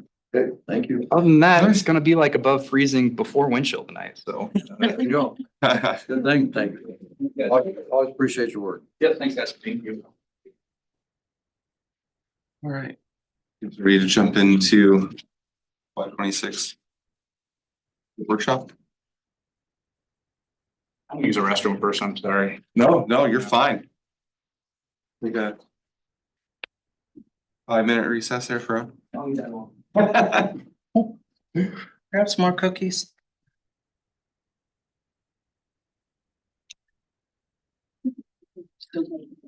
Okay.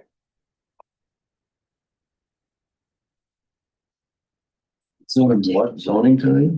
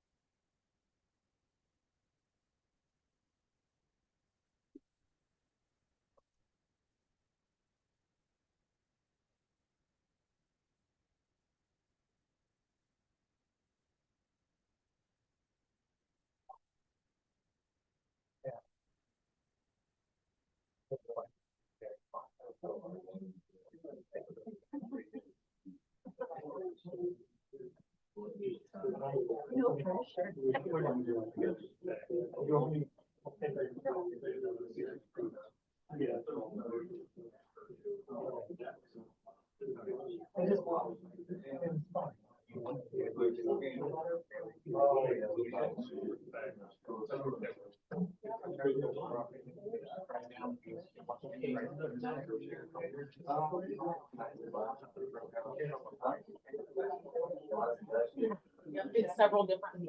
Yeah. Yeah.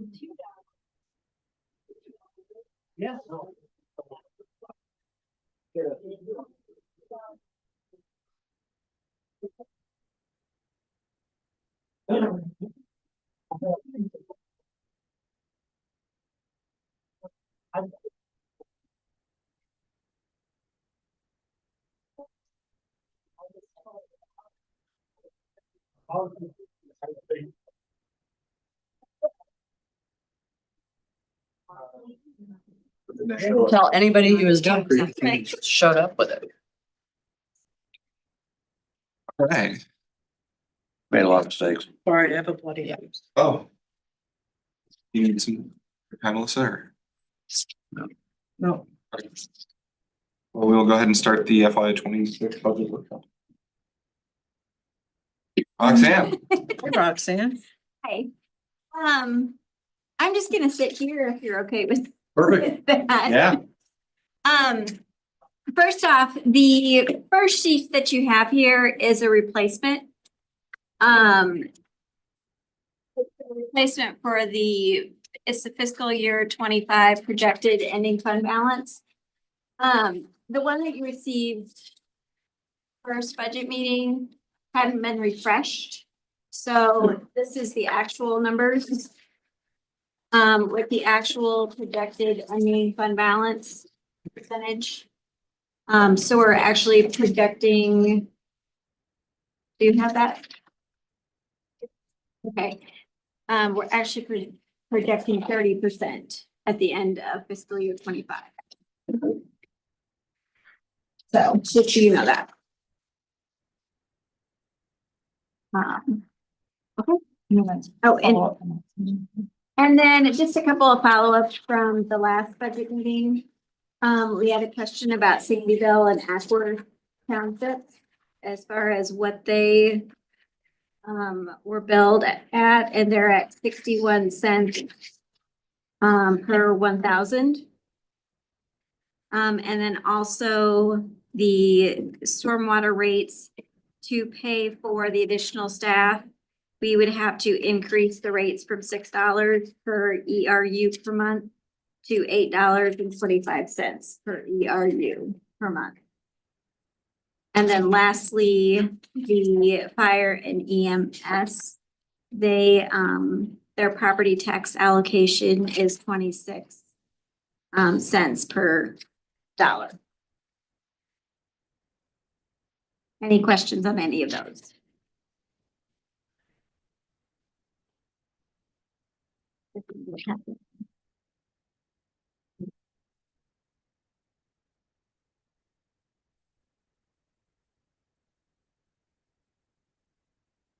Okay.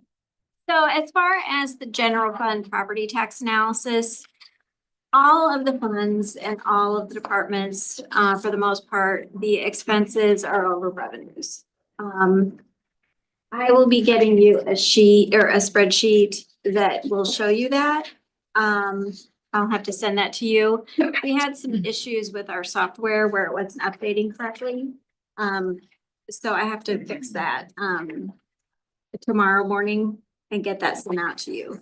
But that's what we're left with. As far as the next sheet that we provided, look at the bottom. We took other revenues. We took expenses and we subtracted out the liability expense, other revenues, employee benefits, FICA and IPERS, and the police retirement to come up with the, like, a percentage of what each of the funds needed in property taxes. And most of them were not getting what they actually needed. But the problem is, total, they would need 156% of property tax. And we don't have 156% of property tax. We only have 100. So we're going to provide this spreadsheet to you that you can play around with the numbers to try to determine how much you want to separate, if you want to change the allocations within each of the funds. I did provide you the current allocations that are in the middle column. But as noted, the property tax revenue is not high enough to meet the needs of each of the budgets. And the other revenues honestly are revenues either. So on the next slide. As for reserves, the council policy states that the general fund reserves must be at a minimum of 25%. If no changes are made to the proposed budget, reserves will be less than the 25% at the end of fiscal year 26. So there's many conversations councils can have. You can talk about how to allocate other revenue sources. Michael touched on the lost allocations to other departments. If you want to look at that, you could increase the hotel motel allocations, for example, to Parks and Rec, which would also mean lowering the hotel motel contributions to outside entities on the expense side. You could also look at contributions that we make to other entities, whether they be local or metro area, and then looking at some of the other contracts that we have. You could also look at your reserve policy and see if you want to change that. And then look at what the allowable growth that you want for each of the departments. Do you want to include the COLA in that percentage? You know, if you say each department should cut by, you know, their budget that they have now, cut it by 3%, but also include some kind of COLA in that as well. The Midwest Price Cost Index, I just got the numbers from December was in there, so it was 3% over the last 12 months. Indianola's allowable growth that the state capped us at was 2.54%. And then also, how do you want us to address new positions and vacancies?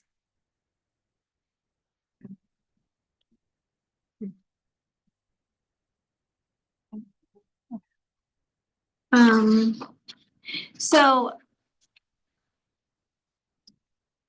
the last slide, I did provide what we have currently put into the budget for the property taxes. We calculated the insurance liability as well as the employee tax levy, the insurance liability, or the employee trust and agency levy. We had not been utilizing that to its full potential. So if we do utilize that to its full potential, we could actually increase our property tax rate to 14.167, which would increase it from last year to 70 cents. We don't have to do that. That's just saying that is the max we could do at this point. You wanted to increase it. This is just giving you an option. If we don't do the max, then those costs will come out of the general fund levy. And so then departments won't have as much as that general fund levy to work with.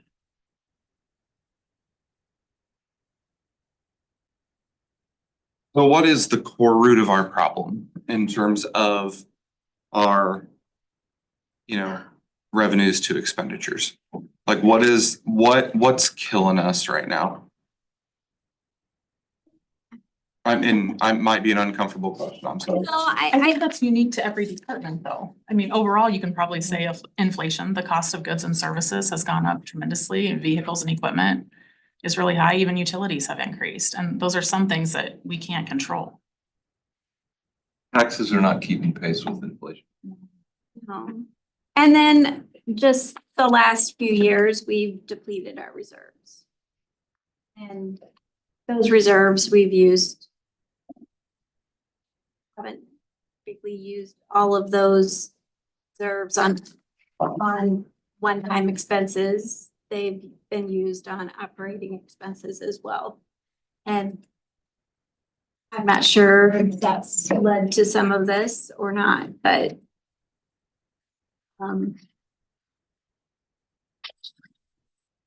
so we're in a pickle. I know one of the things on there was talking about vacancies and new hires, right? And so I know we're in a pickle. I don't see how we can do it. I don't see how we can meet any of those asks. And in terms of vacancies, I think it's one of those that I don't want to have to meddle in the weeds all the time, but does it come back to council and to say, what can we do? Do we need to fill that position? What kind of efficiencies can we gain to be more effective? I think if we start adding people, that's just gonna go more and more and more, and we're already in a pickle, right? So don't wanna make it a bigger pickle in 2 years. That max levy rate approximately? 14 something? 14, like 16. Yeah. And in the information that you got, you have the sheet which shows what is included in all of that, as well as the breakdown of what went into the calculation for the trust and agency and the insurance.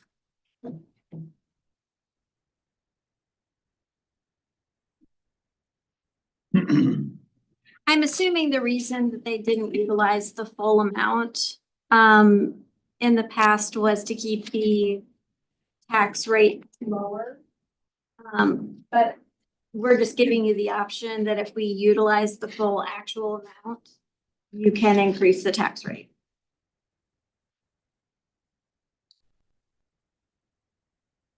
I know we got the reserves to 30%, which was essentially the goal was. I don't know if we really want to get that a whole lot lower. And it will be under the 25%. Yeah. Yeah.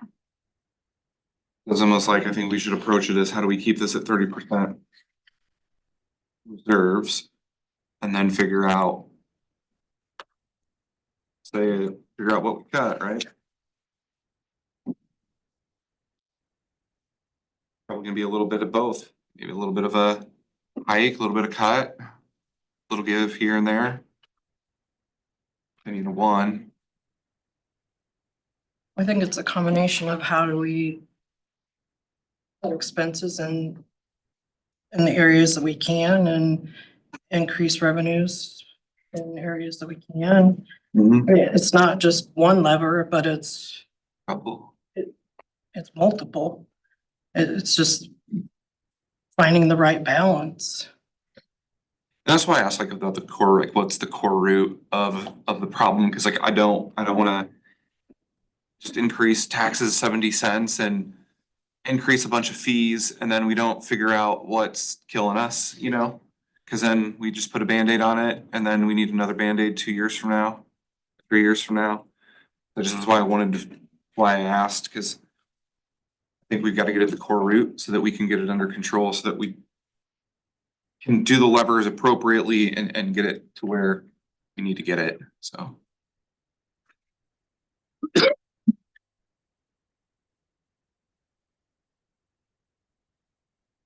I've been through two of these times, in the 92, 93 budget, 94 budget years, we had some really tough decisions to make. Again, 2006, 2009. A lot of options on the table. So I think personally, one thing I really don't want to do, my opinion, is to get in and have to say, okay, you're gonna cut this, you're gonna cut that, you're gonna do this, you're gonna do that. I think we hire these folks to make those professional decisions if there are cuts to be made, or whether or not things are done this year, we'll put off another year. I think those are decisions that we hire these department heads at their salaries, I think, and that they can make those decisions and they know best what's best for their departments. I don't really want to get into the weeds of that. I think what we need to do is figure out, but to Steve's point, you know, do we raise taxes? Do we do a combination? To Melissa's point, do we keep it the same and really cut to the bone, but let the departments make that decision? I mean, those are all on the table at this point in time.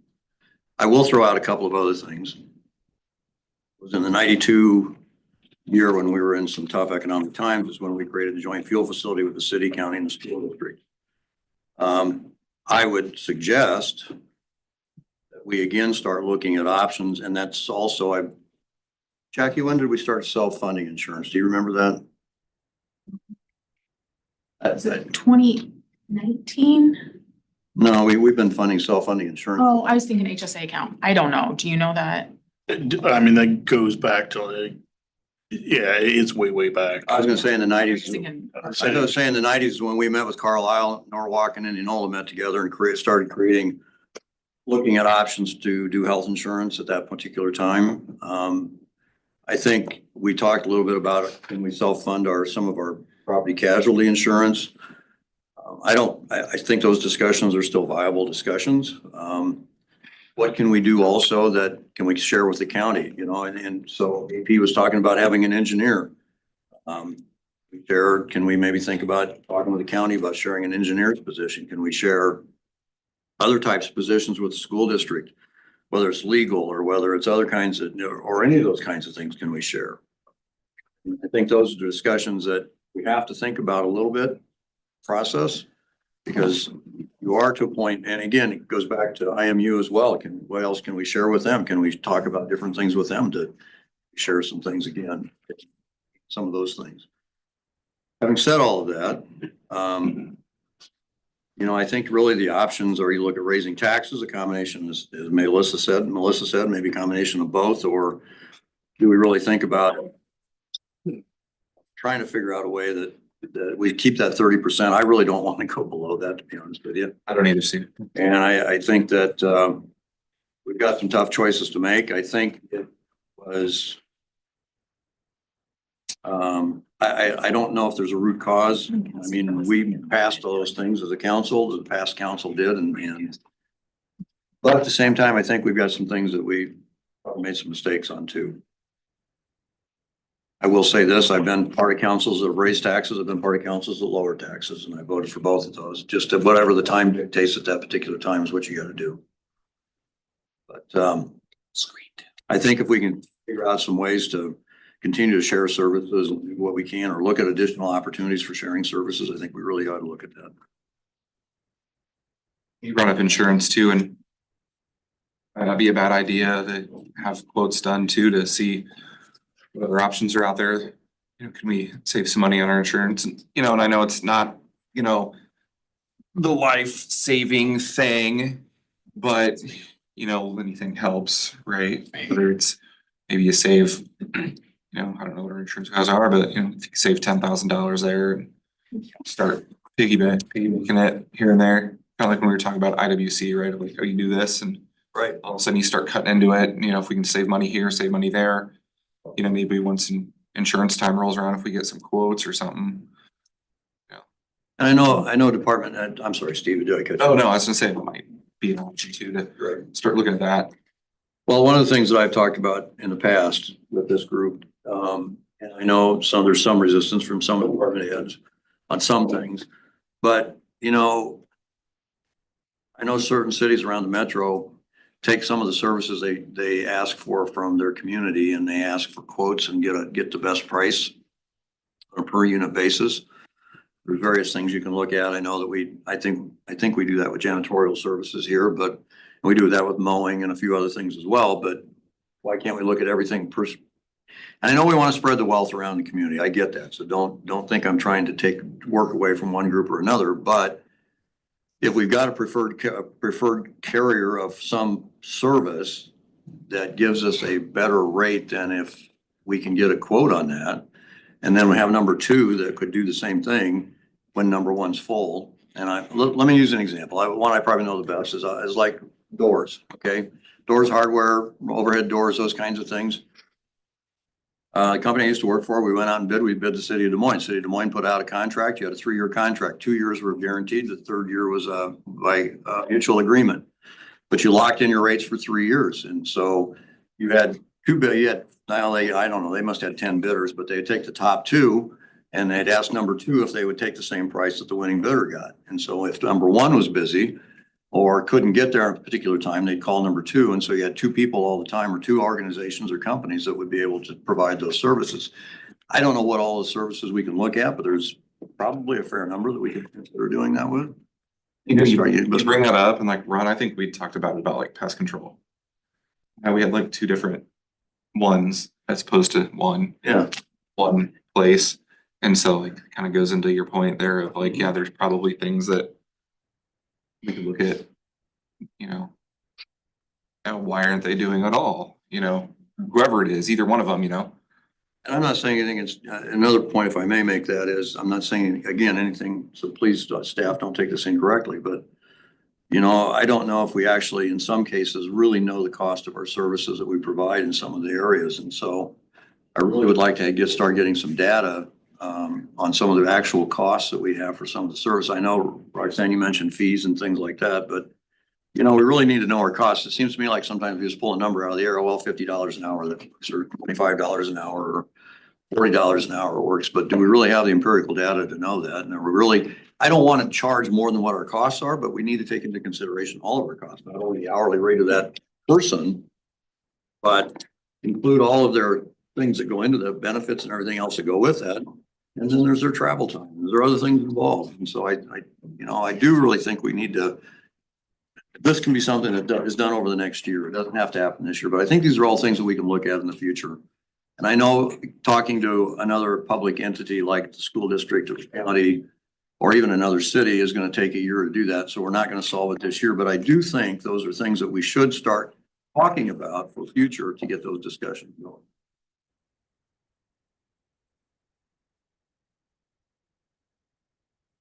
So back to your, how did we get into this pickle question? Right there. The graph on this, Jackie put up on the screen. That is a graph of the percentage of property taxes as a personal income going back to the late 70s. And you can see the trend. And there's, you know, just some things that come to mind. It used to be like the graph Michael showed tonight that showed commercial industrial taxes being at 90% or 90%. They used to be 100. The residential rollback is considerably less. When they originally took it back from 90%, they had what was called a backfill. They eliminate the backfill. Used to be like apartments that are a business were taxed like a business, a commercial business. Now they're taxed at the residential rate. Haven't seen rents go down as a result of that. The first $150,000 now of all commercial businesses, and this isn't a bad piece of legislation. It really helps like small businesses. But the first $150,000 of that is now rolled back to the residential rate. And what it boils down to is, you know, we have all these talks about, you know, doing more with less. Sooner or later, less is less. And that's just the reality of what we're dealing with. And it's not just 718. It's been going on for a good decade now.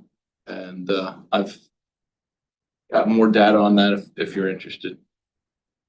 To that point, the league has calculated, Aaron Mullenix of the league calculated that if the state would honor all the payments that they would promise they would make on the backfill and other things along that line, it would be $2.46 on each property tax bill that would be given back to the cities in that particular case. So, you know, so cities have had to make that up, whether it's the $2.46 or it's whatever. But I'm just saying that's a pretty hefty piece of the pie. And I guess what I want to try to prepare us for, because based off of that graph, I don't think we probably did a great job of preparing for it, is that to continue to go down, right?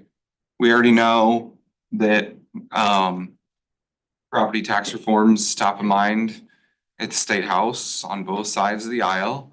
We've kind of said it's going to get worse. I think we should brace ourselves for it to get worse. And so, you know, we're gonna have to, we've got to fix it, right? I mean, you can only increase taxes so much. So you can only increase taxes so much. So what's your next option, right? You gotta cut your spending. I know it's not fun to hear and it's not fun to say, believe me, but we've got to cut spending on top of it. We're handcuffed to a point. We've seen some of the numbers on various topics and what those have escalated to, and we've got to address it. We've got to figure it out. I don't think you guys are asking us to figure it out tonight, but as just one of the 6 people up here, I'll just say the harsh truth. We're gonna have to try to figure out how to cut spending, because, you know, if you want to throw 70 cents at it now and you don't cut spending, you're up creek next year.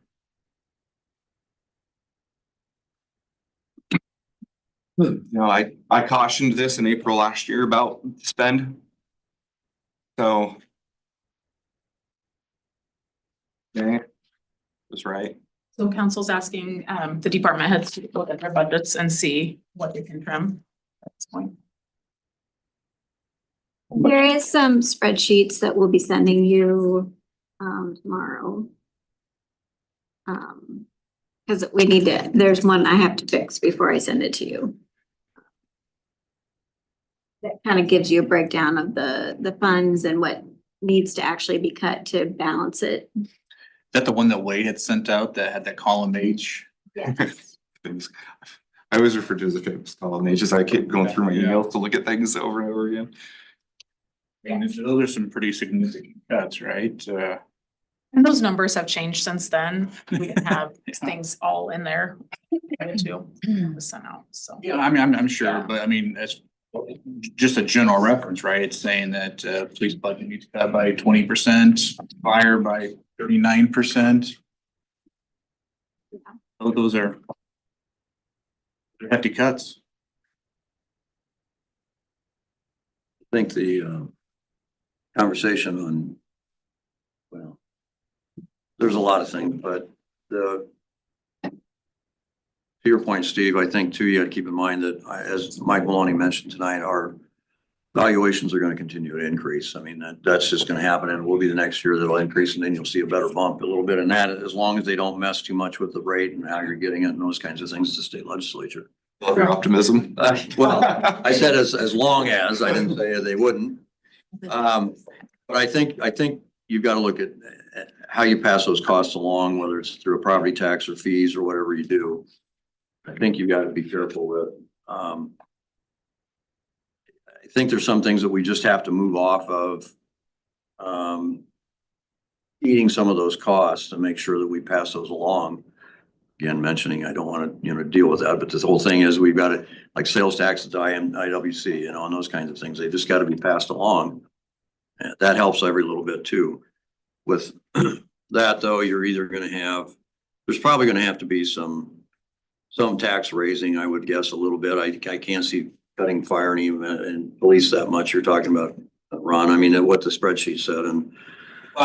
This was only if there wasn't a tax increase, Right. right? Wade was just trying to get down to Right. where. Well, and I think a lot of those budgets include capital costs. So if you're thinking about capital costs, if you're going to issue debt for any of that, that would take into consideration those percentages too. So those percentages, if they're calculating 204,000 for capital costs, that would lower that percentage quite a bit of what they would need to cut. Does that make sense? They're talking mostly about equipment, like. Yeah, I'm talking about, Vehicles and yeah, equipment. so like vehicles, if they have 204,000 in their budget to transfer to the 890 fund, which is our vehicle and equipment fund, you take that out of the equation, they would have less money to cut to balance their budget.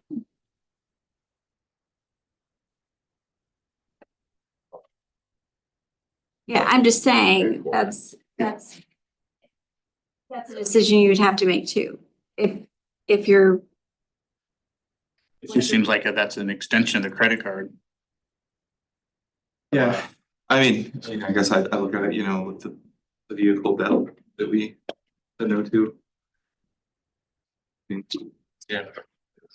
One of the things that, I'd asked, and then staff about Sandyville and Ackworth, what they pay the township rate for, fire and EMS services. And I really think we probably need to take a really hard look at renegotiating those 2080 agreements. I know Chief Hurt said something, he thought he'd get it up to 70 cents. I don't know how much money that equates into. Did you look at that anymore to see what that equated into? Yeah, I've not yet spoke with the attorneys, so yeah. So as far as the city goes, I think you can negotiate with them, and talking to Chief Jen Porter, Cumming had some similar request for service, and so she had found an equitable solution that they had ultimately decided to contract service with, which was well above the Right. the You're talking about Sandyville and Ackworth? Is that what you're talking about? And then there's still some that we can look into the county again. I'm just, in the very early stages of doing the research. Yeah.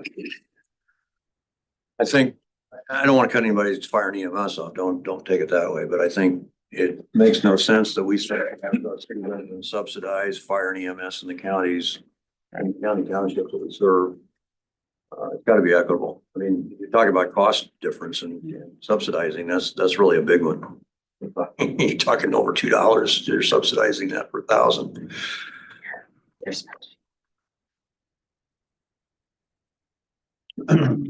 So I have a question on the proposed budget for 2026. Looking at this sheet that you have in here on internal loans. I noticed there's no amount set.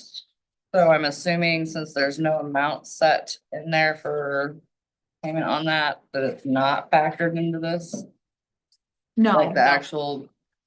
No, it's not in the budget at all. It's just something I wanted you guys to be aware of, that we do have those internal loans and we do owe some departments money back for borrowing for the Regions Bank building and the repairs there.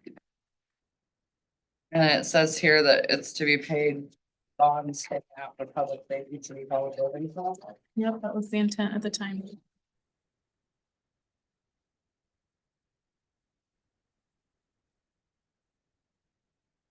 bond for the building that we didn't have the debt capacity for?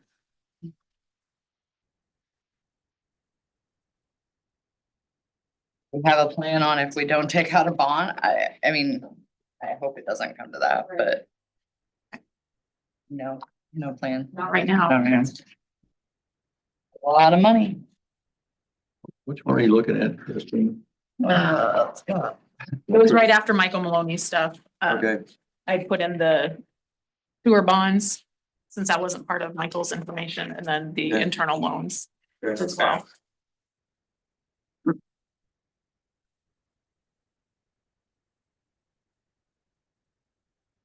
Maybe right around 1.4 million.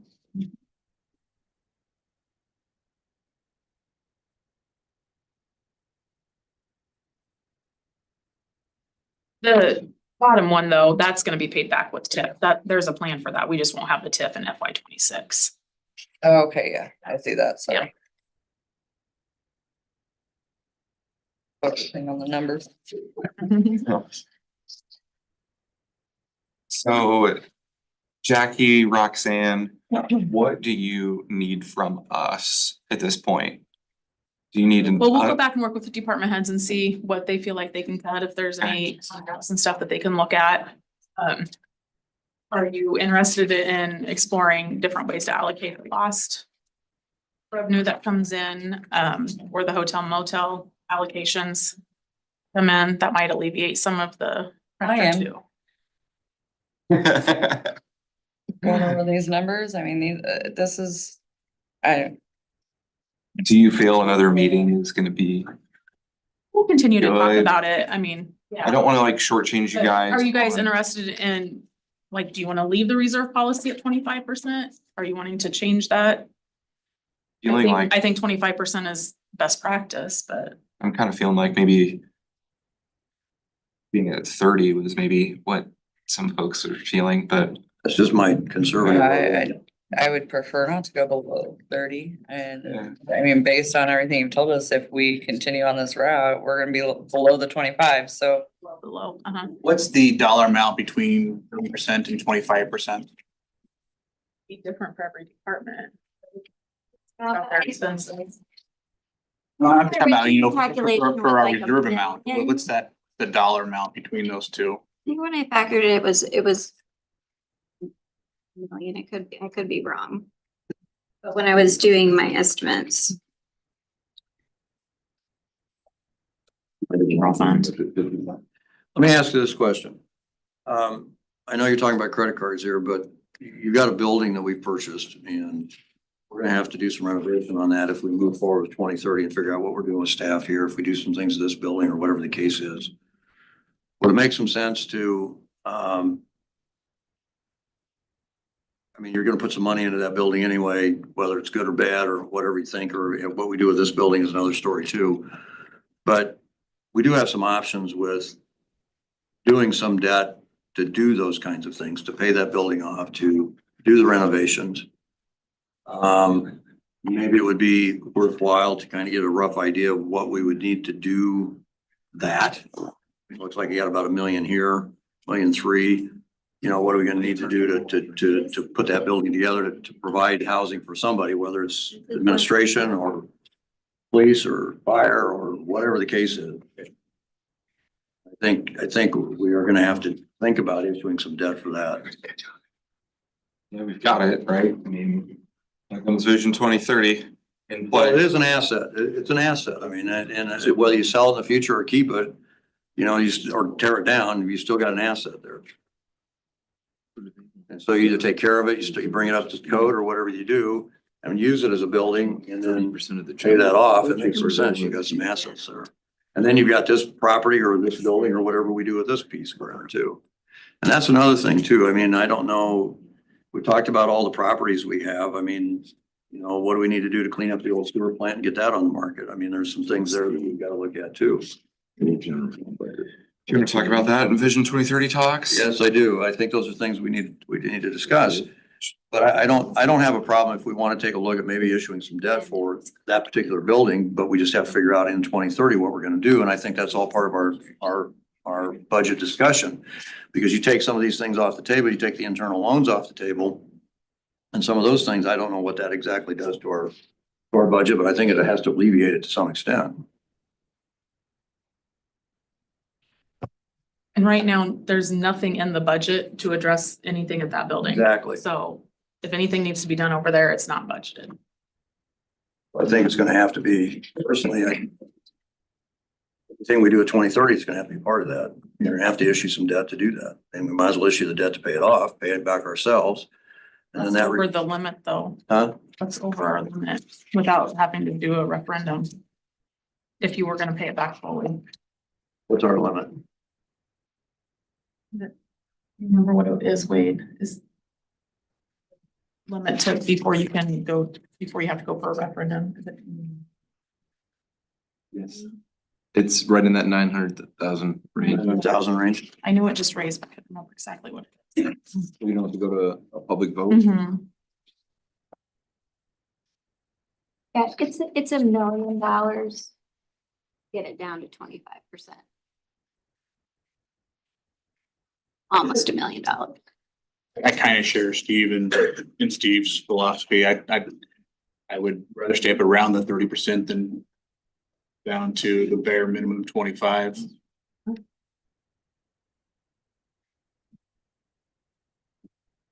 So right now, are we like hiring for positions that are non-essential? Any department in the city? That'd be a question for the department head that's hiring.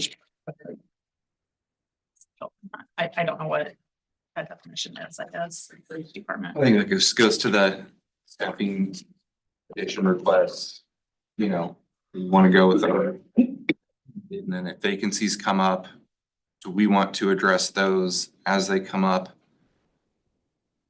Or do you just say where we're at is where we're at, and if a vacancy comes up, you fill it? I mean, that's all for us to kind of decide.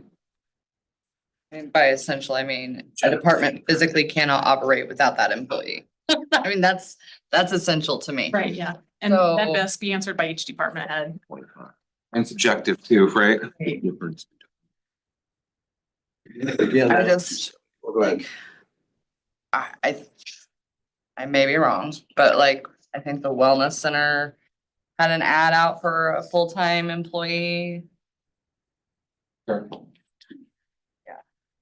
So, like, can we, I just, I don't know, I'm literally throwing things at the wall right now Darts. because I don't know what to do to make the situation better, but I mean, I think the first step A is going back hiring to the freeze department heads or- and let them look through their budget and see what they think can be cut easily.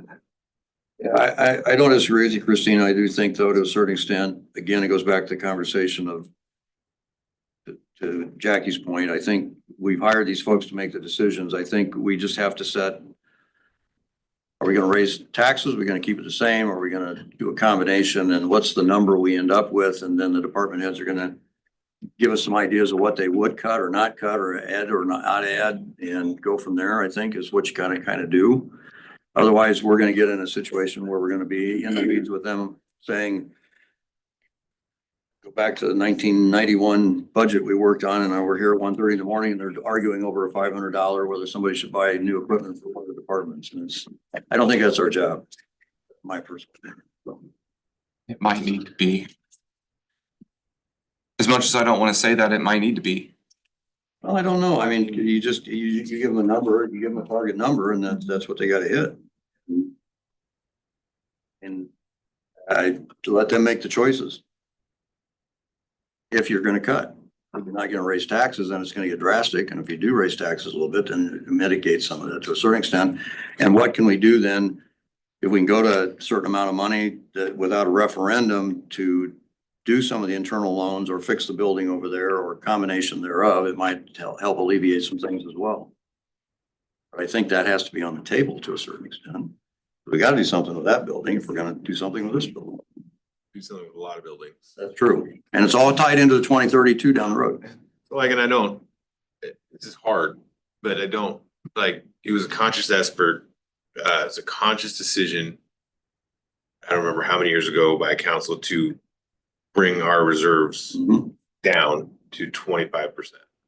That was the goal, right? 25 to 30%. We've known this was coming, right? That this number was gonna approach here. Was there probably some better choices that could have been made as far as using some of that reserves on single one-time expenses instead of operating ones, right? Okay, can't change that now. We've known this was coming. We had the discussion last year with regard to the debt levy, that there were gonna be hard discussions coming with the debt levy, right? And it was gonna drop for 1 year, but it's probably gonna have to be reevaluated, right? I'm open to anything.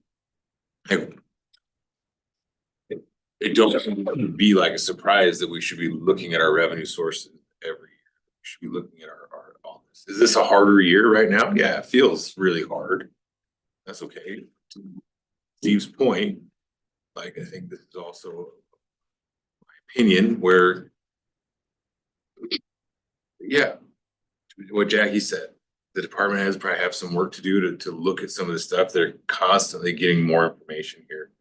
Roxanne and Jackie, I think, are working a lot more than we probably understand on this stuff, constantly refining and refining, but like, it's just part of life, man. We all go through this. Everyone, in personal budgets, you go through it, right? Inflation, all that stuff, you gotta figure it out. I think it's hard, but I don't feel like the sky is falling. It's there. We just might not be able to do everything you want to do in a year. That's okay. You don't have to live in a life where it's instant gratification for everything. And so all I'm trying to say is, like, this is hard. I do think it's hard. I think there's a lot of work. There's going to be tough decisions that have to be made here. We're not all probably going to like them. But I don't, for me personally, I don't think the sky is falling. I think a lot of work that staff can do to get things closer. There's a lot of work that we can do to look at massaging numbers and reallocating revenue sources and figure it out.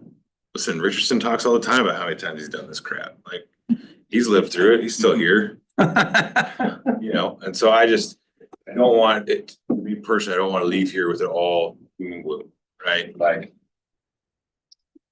choices were made, here's where we're at. Okay, we can figure it out. We have good staff, we have good people, and we'll figure this out. Keep doing the hard work, keep looking at everything. Don't leave a stone unturned.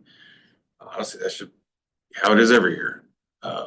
So I don't really have much of a point. There's no, other than just like, thank you for all the hard work, and let's keep working. It's gonna be hard. No one is gonna enjoy the next month or whatever, but like, we'll get through it.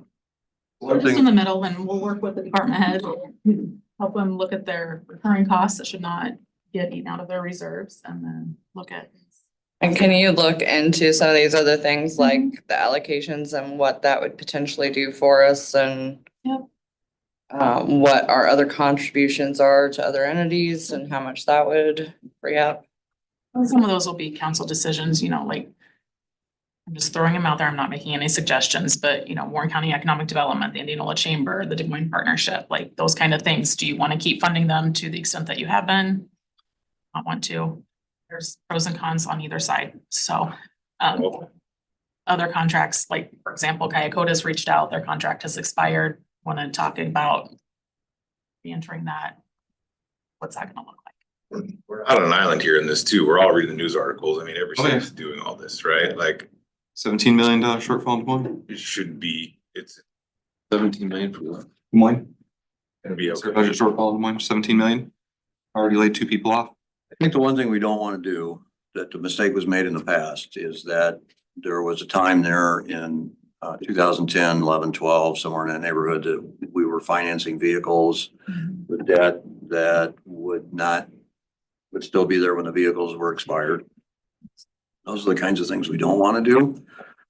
When I mentioned assets and property, that's a little bit different story. I think that's a whole different ballgame when you start talking things like that and how you create and maintain those assets. So I think that's an important component of what we're talking about here. So we just do it back to recurring costs and those kinds of things, or depreciating assets rather than appreciating assets. So I really think that's where we need to be focused, is how do we, do the things we need to do, create a little bit of debt to maintain or create those appreciating assets. And so we don't go into debt to get depreciating assets.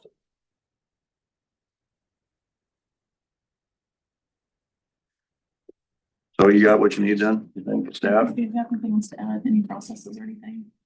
Let's do this all again next Monday, is that? Yeah. Yeah, so, yeah, I was gonna, thank you, Josh.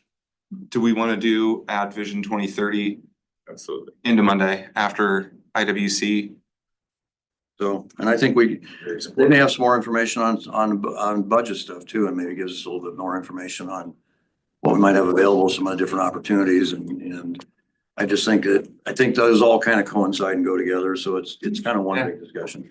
Don't be afraid to keep feeding us information as you get it, and don't be afraid to bring it up again on Monday. Jackie, don't be afraid to remind me that I have a binder and an iPad, not just an iPad. We can play with the numbers as far as doing the tax increase at this, see what it gets us for additional There's some revenue. COLA stuff in here too, last year that we can mess around with. Well, and I have a spreadsheet for COLA too that I'll. Even better, anything that.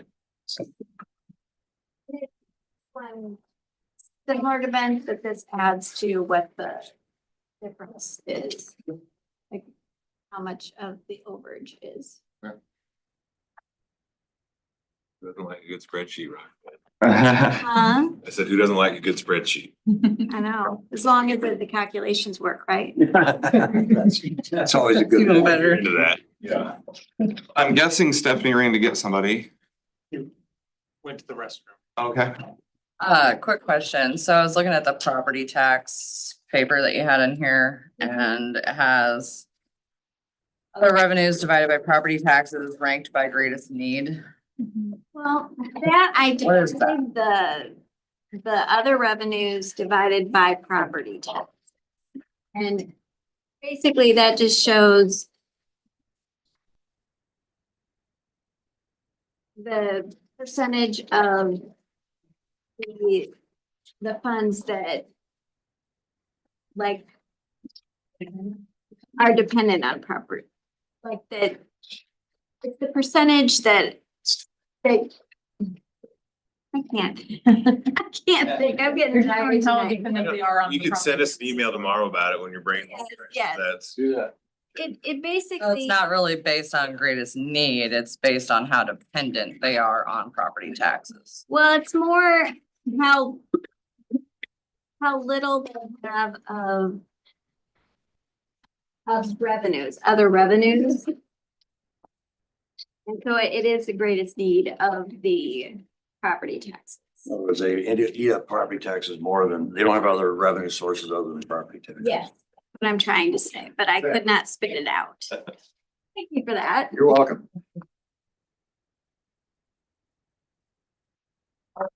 Well, we'll end it with some recognition.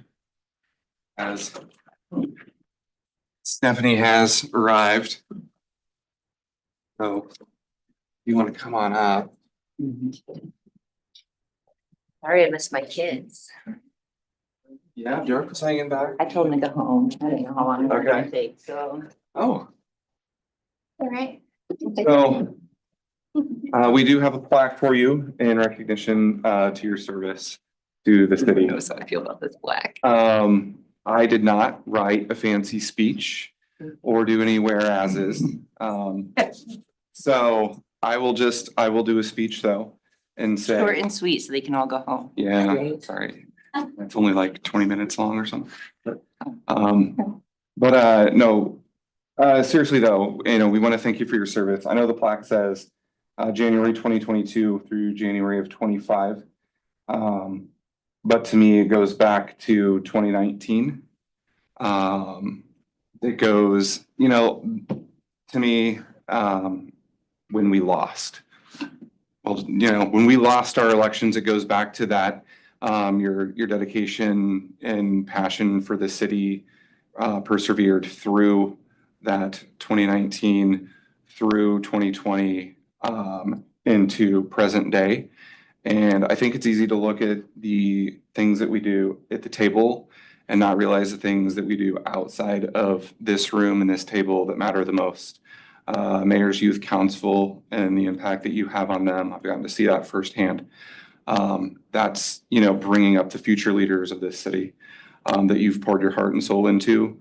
And I think that's much appreciated for not only them, but their parents and all of us. And then I think too, just, you know, being parents and going, how do we bring our kids up to, you know, want to be leaders, whether it's an elected role, in an informal role at school, in sports, you name it. That's what you bring to the table that isn't necessarily seen at this table. So thank you for your service for the city of Indianola, and thank you for your service to come at the county level. So thank you. Thank you for taking up Mayor Youth Council.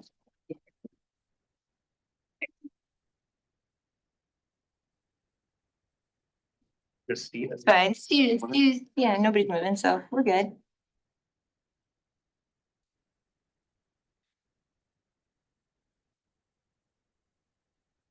Eat cookies and take them. Like Erin, like, you know, your daughter, she's gonna want to eat one tomorrow. man. She's Tomorrow.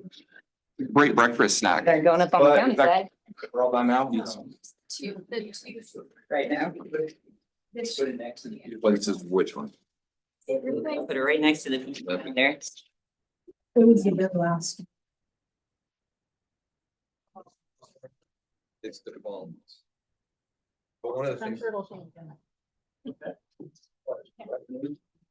So Harold's Cone. Why did it